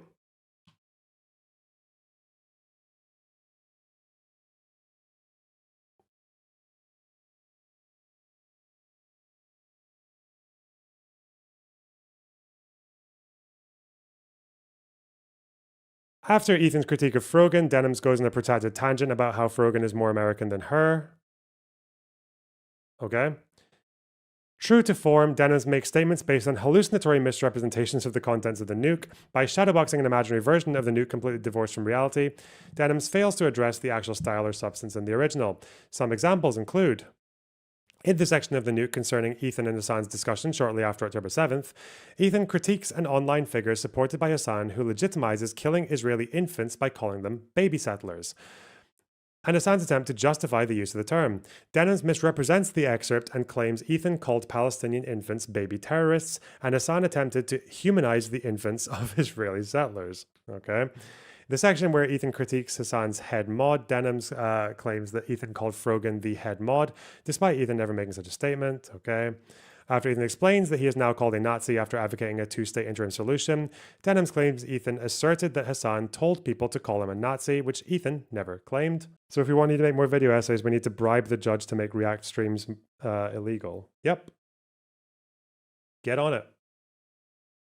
And in that case, you might also have to figure out a legal workaround from the group debate struggle sessions whilst playing video games. Because that's my own content. That's my own generated work. You can't get around that. Not happening. After Ethan critiques Hasan's claims that the Houthis hijacked ships to cause Israelis to leave Israel from the economic inconvenience, Denims rewrites the excerpt by claiming Hasan stated the Houthis are placing economic pressure on Israelis and induced them to pressure their government to end the war in Gaza. Okay. After Ethan shows photographs he took in Israel of Mizrahi Jews preparing and selling hummus, Denims makes the bizarre claim that Ethan is assuming they are Israelis, despite Ethan having just explained that they were photographs of Mizrahi Jews from Israel. Man, what the fuck? I need to watch this react. That's what I need to do. I need to watch this reaction. That sounds really funny. Misleading or false, unwillingness to substantiate her assertions, further emphasized primary purpose was not to critique, but to provide a substitute. Yeah, lots of reiteration. Lots of reiteration. Repeatedly claims that Ethan praised Israel's former Minister of Defense, Yoav Gallant. Hila critiqued Prime Minister Netanyahu by stating just the other day, Bibi fired a really good guy. Okay, the good guy statement, whatever, dude. States that propaganda does not require lying. I would actually say this is true. I think you can do propaganda without lying. You lie in a way, you lie by omission, but you don't have to say anything that's factually false to do propaganda. Nazi salute, Galaxy leader. Denims claims that it is impossible that 60% of Israelis are from the Middle East. Unsurprisingly, Denims' statement is baseless. A 2019 peer-reviewed study found that well over 55% of Israeli Jews are either fully or partially Mizrahi, Sephardi, or Ethiopian heritage. More recent data from the Jewish People Policy Institute confirms that a substantial majority of Israelis self-identify as Mizrahi or mixed origin. Denims misleadingly claims that the Houthis were designated as a terrorist organization only after Hasan's January 16th interview Haddad. Okay. Redesignation. Oh, Biden redesignated them. Yeah. One day after, right? Feels weird to put these parts in. Yeah, I don't know. Like, so if your reactions are uninformed, is that part of fair use? Don't know. I don't know if fair use should care whether or not you react badly in terms of, like, if you lie in your reaction. I don't know. After the section where Ethan critiques Hasan's coverage of the release of Israeli hostages, Denims claims that YouTube did not require censoring such footage and implies Ethan is doing so to obfuscate the facts. Okay. Makes an outlandish claim that Hamas treated the Israeli hostages well. Bro, at what point did she say this? At the time of the content nuke release. That's kind of insane. That's insane. Amnesty report.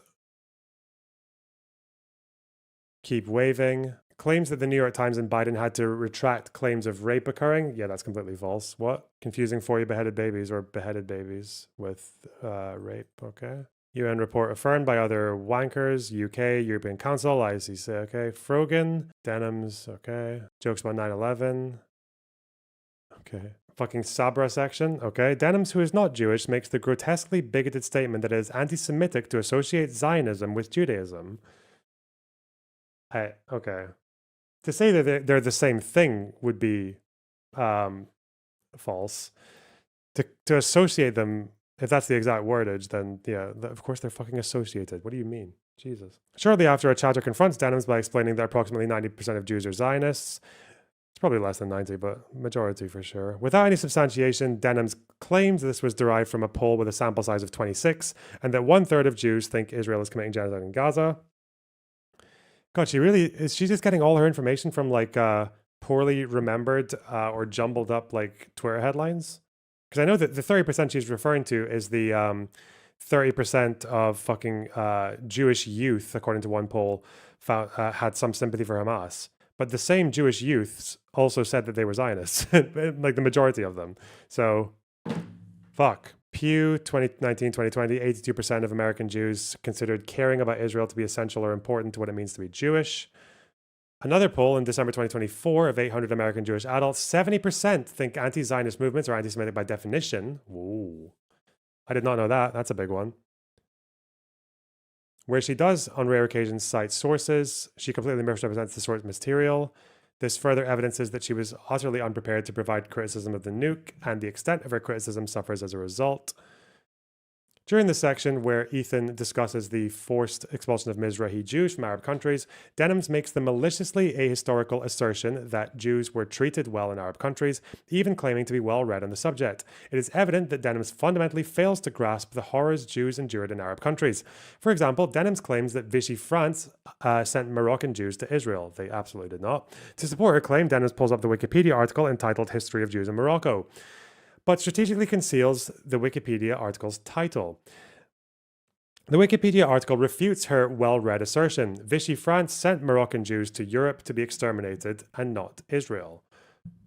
Further, it is painfully obvious that Denims either did not read the Wikipedia article or failed to understand it. The article documents 1,000 years of Moroccan Jews being massacred, subjugated under the Dhimmi apartheid system, including forced to pay jizya, wear certain clothing, live in certain areas, employ restrictive modes of transportation, and prohibited from engaging in certain types of work. Rape, state-sanctioned abuse, destruction of synagogues, ethnic cleansing, and forced conversion. One of the most tragically absurd episodes documented in the Wikipedia article involved the Sultan finally allowing the Jews of Fez to wear shoes. Oh no. God. So many Jews were slaughtered by their Arab neighbors as a result that the Jews of Fez begged the Sultan to repeal the edict, which he did. Denims makes the incendiary claim that Ethan is scared of Arabic and the Muezzin call. What the fuck? Repeatedly glorify terrorism, blah, blah, blah, blah. Okay, anti-Semitism, carries water for Clancy. Dan Clancy, oh no. Group viewing session, number of occasions. God, it's very detailed. It's a very word count. God. As to the third fair use factor, this factor weighs heavily against fair use.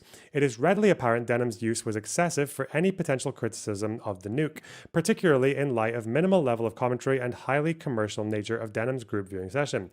This is especially true when Denims repeatedly provides brief statements, many of which have little to no critical bearing on the NUKE.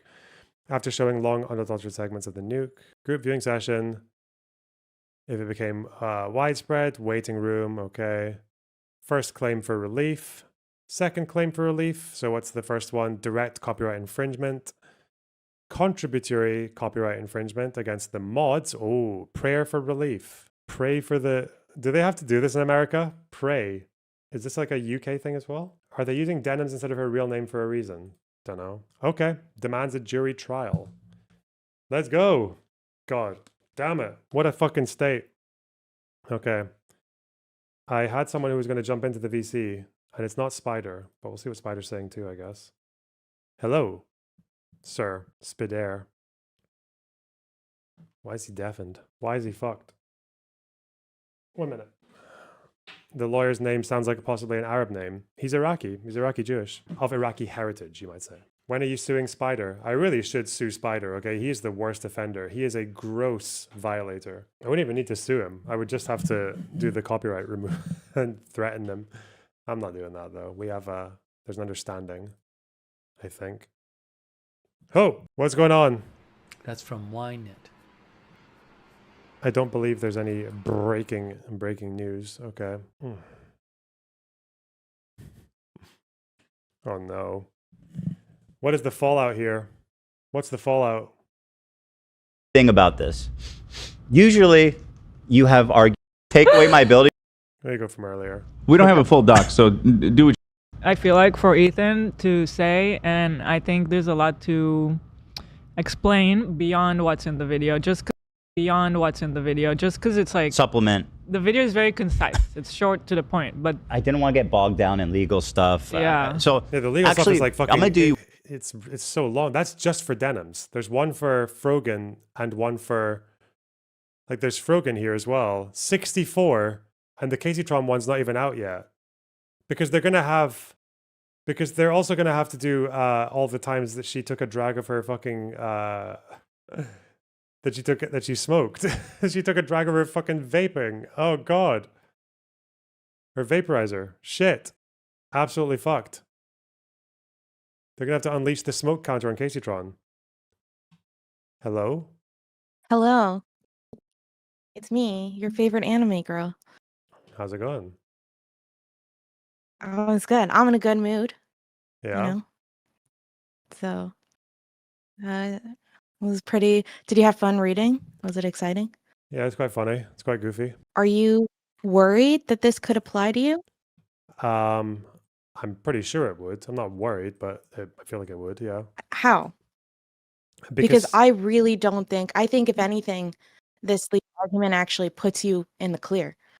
Unless you've done some nasty stuff I don't know about. I don't know, nasty stuff. Like sometimes I do just have stuff on, like a 10-minute video, and I'll just like a news item or maybe like a fucking Preston video or something. I'll just watch it and maybe say like 3 or 4 things in between, and that's it. But yeah. But do you the thing is that the way this lawsuit is put together is that it doesn't rely, like you mentioned in the beginning that a huge part of it, it's not, like fair use is spectrum, right? Like transformativeness is a spectrum. So you could do, say, 3 of the things, but if you do 1 of the really bad things, maybe it can counter it, etc., like that. So like the reason why this lawsuit seems so strong to me is that there's, and I say this as someone who has no American legal education whatsoever, so take it with a grain of salt. But the reason why it seems so strong to me is the compilation of all of it together, right? And especially with the maliciousness. Courts, both American courts, Canadian courts, and British courts take maliciousness really seriously.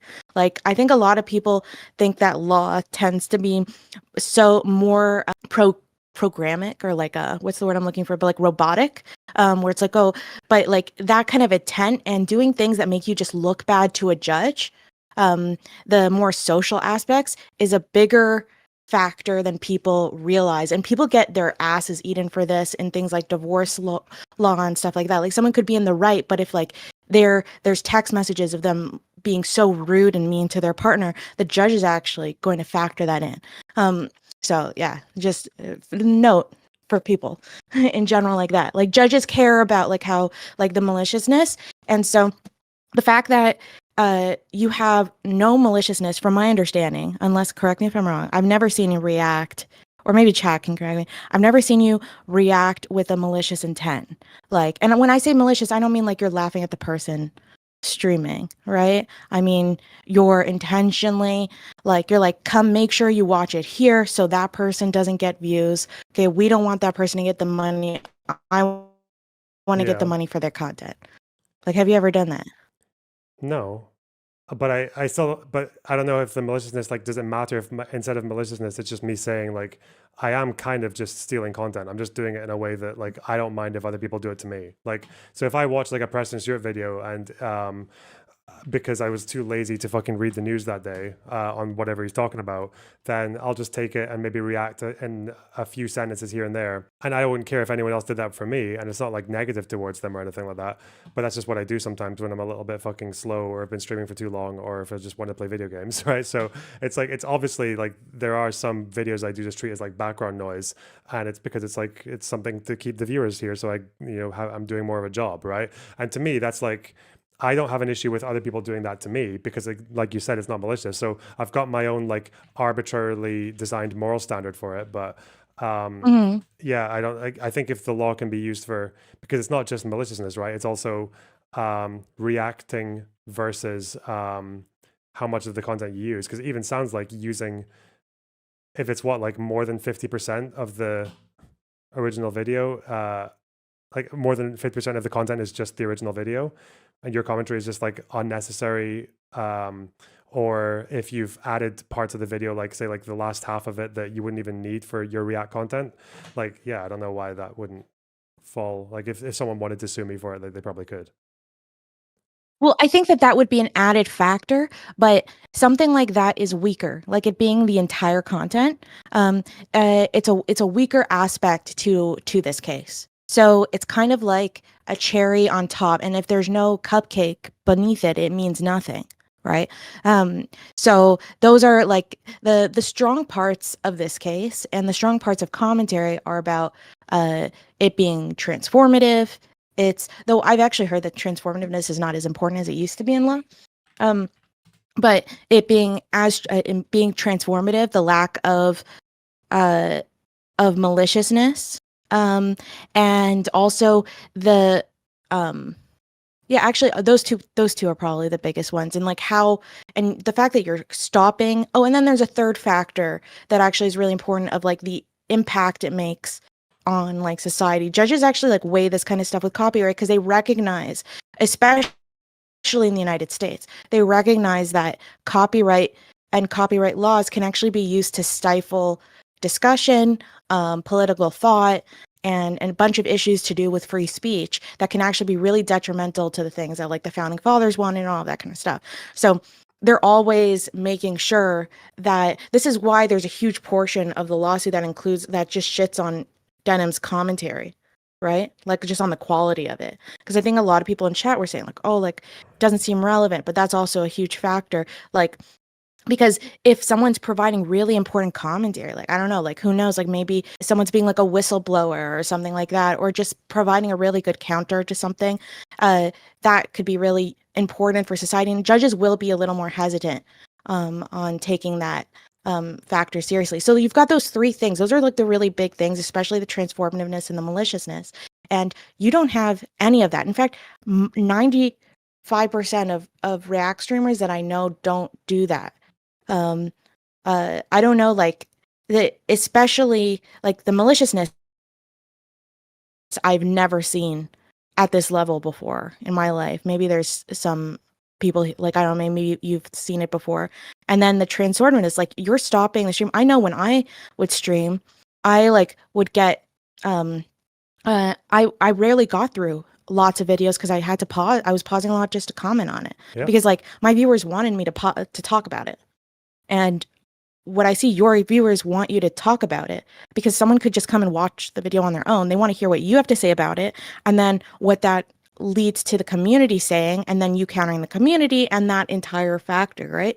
So it doesn't work without you there, right? Like you're the thing that's drawing everyone there. And I think that that's like the core of it. Would everyone still just watch and make sure to come to your stream all the time to watch this quote unquote stolen content? If you were away in the bathroom having the shits for like 3 hours? Probably not. Mm-hmm. You probably lose viewers, I'm guessing. Yeah. I'm just wondering how much the maliciousness, like why that matters, given that really when people are saying, oh, I'm going to watch this because I don't want to give it the view, you're really only taking one view away, right? Because the other people, like, they're probably not going to watch the video on their own. Like, imagine if you're a Denims fan, you're not going to sit there and just watch the nuke on your own, right? The only context you'd want to watch it under is with someone shitting on it. So I think it's fairly believable that she's only really taken away one view, not like 40,000 or whatever. So why is that so massively different in impact versus like me taking a video from someone I like and reacting minimally? Well, the maliciousness is not actually about impact, regardless, right? Impact's like a separate thing. Maliciousness is just something that most Western courts really value, and like it's always like an added point that's really like significant, because that means that it's that person seen as that they could go do it again, because there's obviously some kind of like character aspect that they're engaging in. I'm not sure about like the intense legal issues of like why maliciousness is such a big deal, but I mean it is in like criminal crimes and in like civil crimes. I know it's a big factor. I know it's a big factor in divorce filings, in obviously we know it's in murder, tons of things like that, and even like more lighter cases like this. So I don't think it's about the utilitarian like calculus of like how much it is. It's just like that the maliciousness itself is bad in and of itself, if that makes sense. Yeah. You could probably make some other argument that it does make it a bit worse, blah, blah, blah. But it really shows that these people had, you know, like an intent to break the law. And especially with Denims, like it's really demonstrated that she knew she was breaking fair use. I mean, yeah, there is obviously a whole issue with people saying like, I'm watching this I'm watching it here because I don't want to give them the view. Even like when I used to hear streamers saying, is there any other mirror I can watch this on because I don't want to give their channel the view? And it's like, bro, yeah, you're kind of, yeah, you're fairly on the Yeah, you can't do that. Yeah, you can't do that. And don't say it like publicly. I'm sure tons of people do this, like just, you know, privately, but like saying it publicly, like saying, this is one of those things that like, this has been such a norm that people don't realize how bad it is. Because like human society, like we tend to just see what everyone else is doing. It doesn't feel like that it's something's like that big of a deal. Like everyone say, I don't know, you know, like something can just not feel like a big deal, but it's actually a very, very big deal. And someone in chat said civil law is very different than criminal law. Like, yeah, I agree. But maliciousness is a major factor in both. In a criminal law, like you would have like maliciousness would be a factor when it comes to like the type of like what the crown or like the people, I guess, like are charging, the state's charging them with, right? Like the actual charges. But in civil law, it would matter when it comes to the amount. Because keep in mind, Ethan's not just trying to win a case, okay? He's trying to win a certain amount of money. And so you need to like argue, because you could win a case and really lose it at the end of the day because you only won $2, right? This is why like a few people in chat were mentioning that someone like you would be worried about not necessarily losing a case, but just someone suing you and the precedent that sets. The thing is that this stuff already happens. Like, look what Bad and Panada, like didn't he send you like a cease and desist for defamation or something? He sent that to a lot of people, right? So this is something that is already done. But good luck. Like, if anything, I think more people should be educated on this so they don't get bullied by these like fake letters and things that don't have like any actual, because like if someone takes this to an actual lawyer and they have the resources, most lawyers will not be willing to like to go for that unless they've got a lot of resources. And when I say resources, I mean like even like millions and millions of dollars, because lawyers are really, really expensive. Well, I mean, I get what you're. No, I'm not worried. I wasn't worried in the first place because I know that like, because I don't make those kinds of enemies. And when I do, when there's someone I don't like, I will pause every 10 seconds because I hate them. Because the reason I don't like someone is because I've got something to say for every little fucking take that they've got to give, right? So yeah, that's a big difference there. So it's probably not going to happen to me. I guess the only issue is like, as far as I understand it with legal, like, I don't know, could I like watch Lord of the Rings from start to finish and just comment every couple of minutes to give my take on a scene? Like, why can't I do that? But I can do it with a video essay. From my understanding, the reason why, like, I think objectively you probably could get away with that and do it, right? But practically it would be annoying for you to do. Like, I want to recommend it because who's the producer, like who owns the rights to Lord of the Rings? Say it's Sony, I have no clue. But if it was Sony, then they've got an entire lore team that's just like within their own company that's just ready, and they've already invested all the resources and all this kind of stuff, so they can just send you a bunch of letters and just annoy the shit out of you, right? They're probably never actually going to actively sue you and do something really intense about it, but it's just going to be annoying.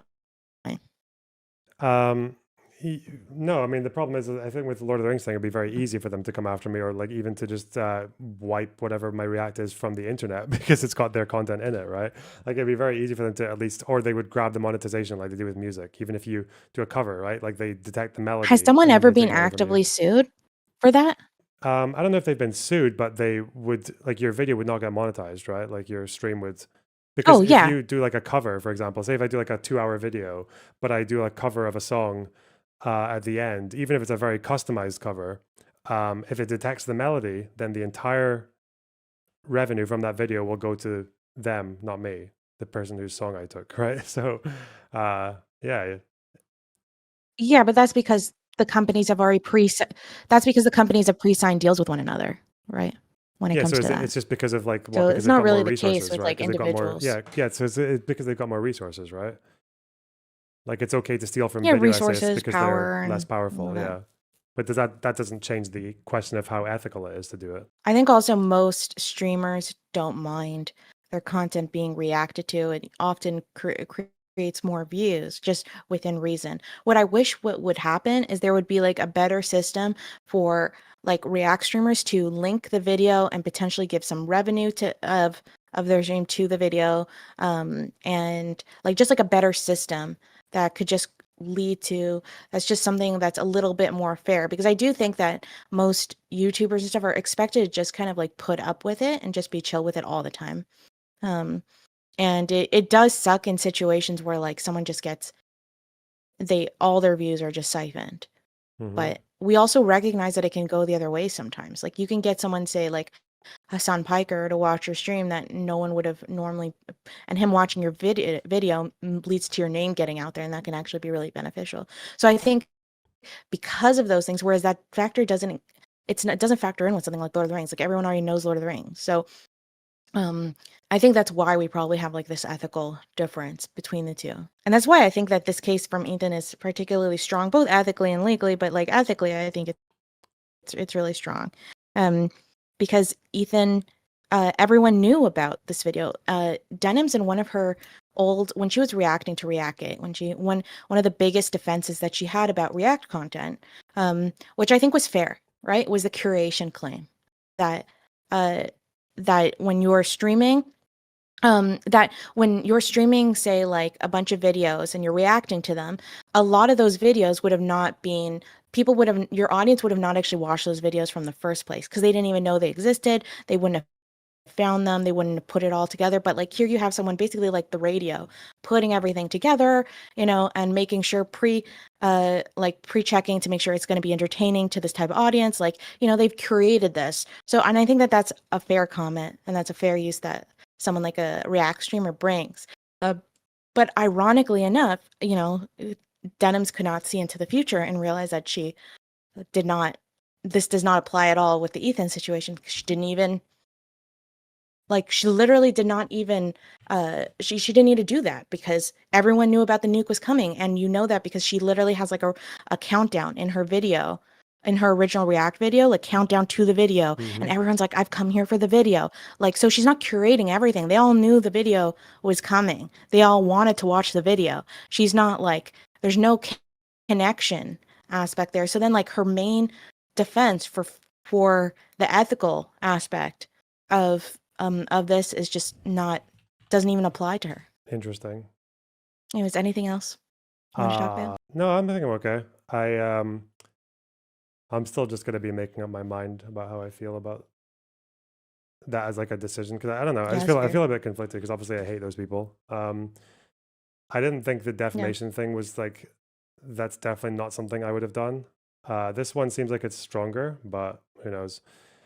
At least in terms of setting precedent, like the one thing you could say about it is that these are quite clearly people who are doing it in a very, very bad faith way. Like they're doing it in a very openly bad faith way. with regards to copyright because of the whole like don't want to give it a view Yeah. kind of thing. Yeah. And also because the commentary is so like it's like an advertised event. It's not just like a chill stream. Let's just watch this for half an hour while we're like playing video games. It's like this is an event that you're turning up for. Yeah, fuck. So yeah, I don't know. I think that's maybe a bit different. Yeah, I don't know. Have you read the Frogan one? No. Because in the Frogan one, her own audience is telling her, like, come on, Frogan, you gotta comment. And she's like, and she actually yells at her audience, like, what else do you want me to say? Yeah, I did see that in the Which video, I'm jealous of. I don't know about you, but after I stream, my voice often hurts from talking so much. That's like, yeah. So like and I'm kind of jealous like that they get to just stream and stuff and they don't even talk. But I don't know, maybe it's my own narcissism that makes me talk so much. Who knows? Yeah, but that's what you're supposed to be for a streamer, though, right? Like you're supposed to be someone who thinks that they've got something to say. Like otherwise, what the fuck are you doing? I can't get this with like the people who are just like Kaceytron and Frogan especially. Like they're just turning up, and just to be there. Like they're not saying anything useful. They don't want to say anything useful. Like it's bizarre. Like, Yeah, no, that is just crazy, and I don't know like why they thought that they could get away with it and everything. It really puts everyone else in a dangerous spot for the React community because it's just so extreme. Like I think probably Denims out of all three probably talked the most from what I remember. But yeah, like I mean, Frogan says nothing the entire time except sometimes yelling at her own audience. And Kaceytron is obvious. Like I don't, but then now she's making a medical legal aid argument. Who knows what that? Yeah, but it's just like, yeah, it makes me like think about there are those people who like always see themselves as like they want to be a celebrity. Like this was a kind of thing, especially like in the 2000s, but you didn't really know, you couldn't tell what they wanted to be famous for. They just wanted to be famous. Like, yeah, that was definitely like a character type. Yeah, I think there's a lot of that with this, with like the whole, like, I just want to be a streamer, but I don't really want to do any of the like substantive things that React streamers or streamers do or especially for politics. Yeah, weird. See, I was the exact opposite. I liked the actual streaming aspect. I hated all the other aspects, like the public aspect to it. I don't know if you feel the same way, but I feel like you handle it better than I do. But there's I was gonna say something. Oh shit. Oh, I don't know about you, but something that I noticed. I mean, all streamers watch their views like anally, right? You know, like constantly. You're like, oh, my views go down, and sometimes you can get really petty and irrational with it. You're like, oh, like whenever I use the word white, my views go down. I need to start using blanc or something. I don't know. Like you can start like noticing because you really like you just hyper focus on all of that kind of stuff. And something that I really noticed, and this is what made streaming really exhausting for me. And when I say exhausting, I say that as a spoiled person in this situation. But is that whenever I would walk away from the stream, or even when I would just stop talking. Like the moment my voice just went silent for a break or even to just drink a glass of water, my views went down. And it made me like really anal because I'd be like looking at my and I'd be like, oh no, I have to just keep going. I have to keep talking and make sure to talk all the time. And which is really annoying because obviously like my voice would hurt afterwards and you know, and it's just a little tiring and then I feel like a total narcissist talking nonstop. But I just want to keep the views the same. Have you noticed the same thing with yours? What with views going down and up and yeah, like I don't look at my view count that often these days, but yeah, obviously well, you used to. I'm sure you used to. Yeah, there's like you have when to you were less train healthy. yourself to fucking get used to not caring as much about it, yeah, or being willing to see if you've got like a particular content direction you want to go in, you have to be willing to accept a blow to the view count and all that stuff. Yeah. Yeah, I think like in the lawsuits, it kind of looks like when they stopped talking, their views went up. And when they talked and they paused, their views went down. And I think that's really damning. Like that's like the people there are not here to hear the reaction. They're not here to get the perspective or whatever. I think the only thing you could argue is that they're here for the community, to just be in a crowd of people who are like hating on Ethan or whatever content they're watching. Okay. Yeah, people are saying it's because I'm a VTuber. I think that's fair. Maybe. Okay. Okay, Well, I'm gonna hop off. Cause, pardon? Yeah. Oh, there's Are you someone a here. I didn't VTuber or even.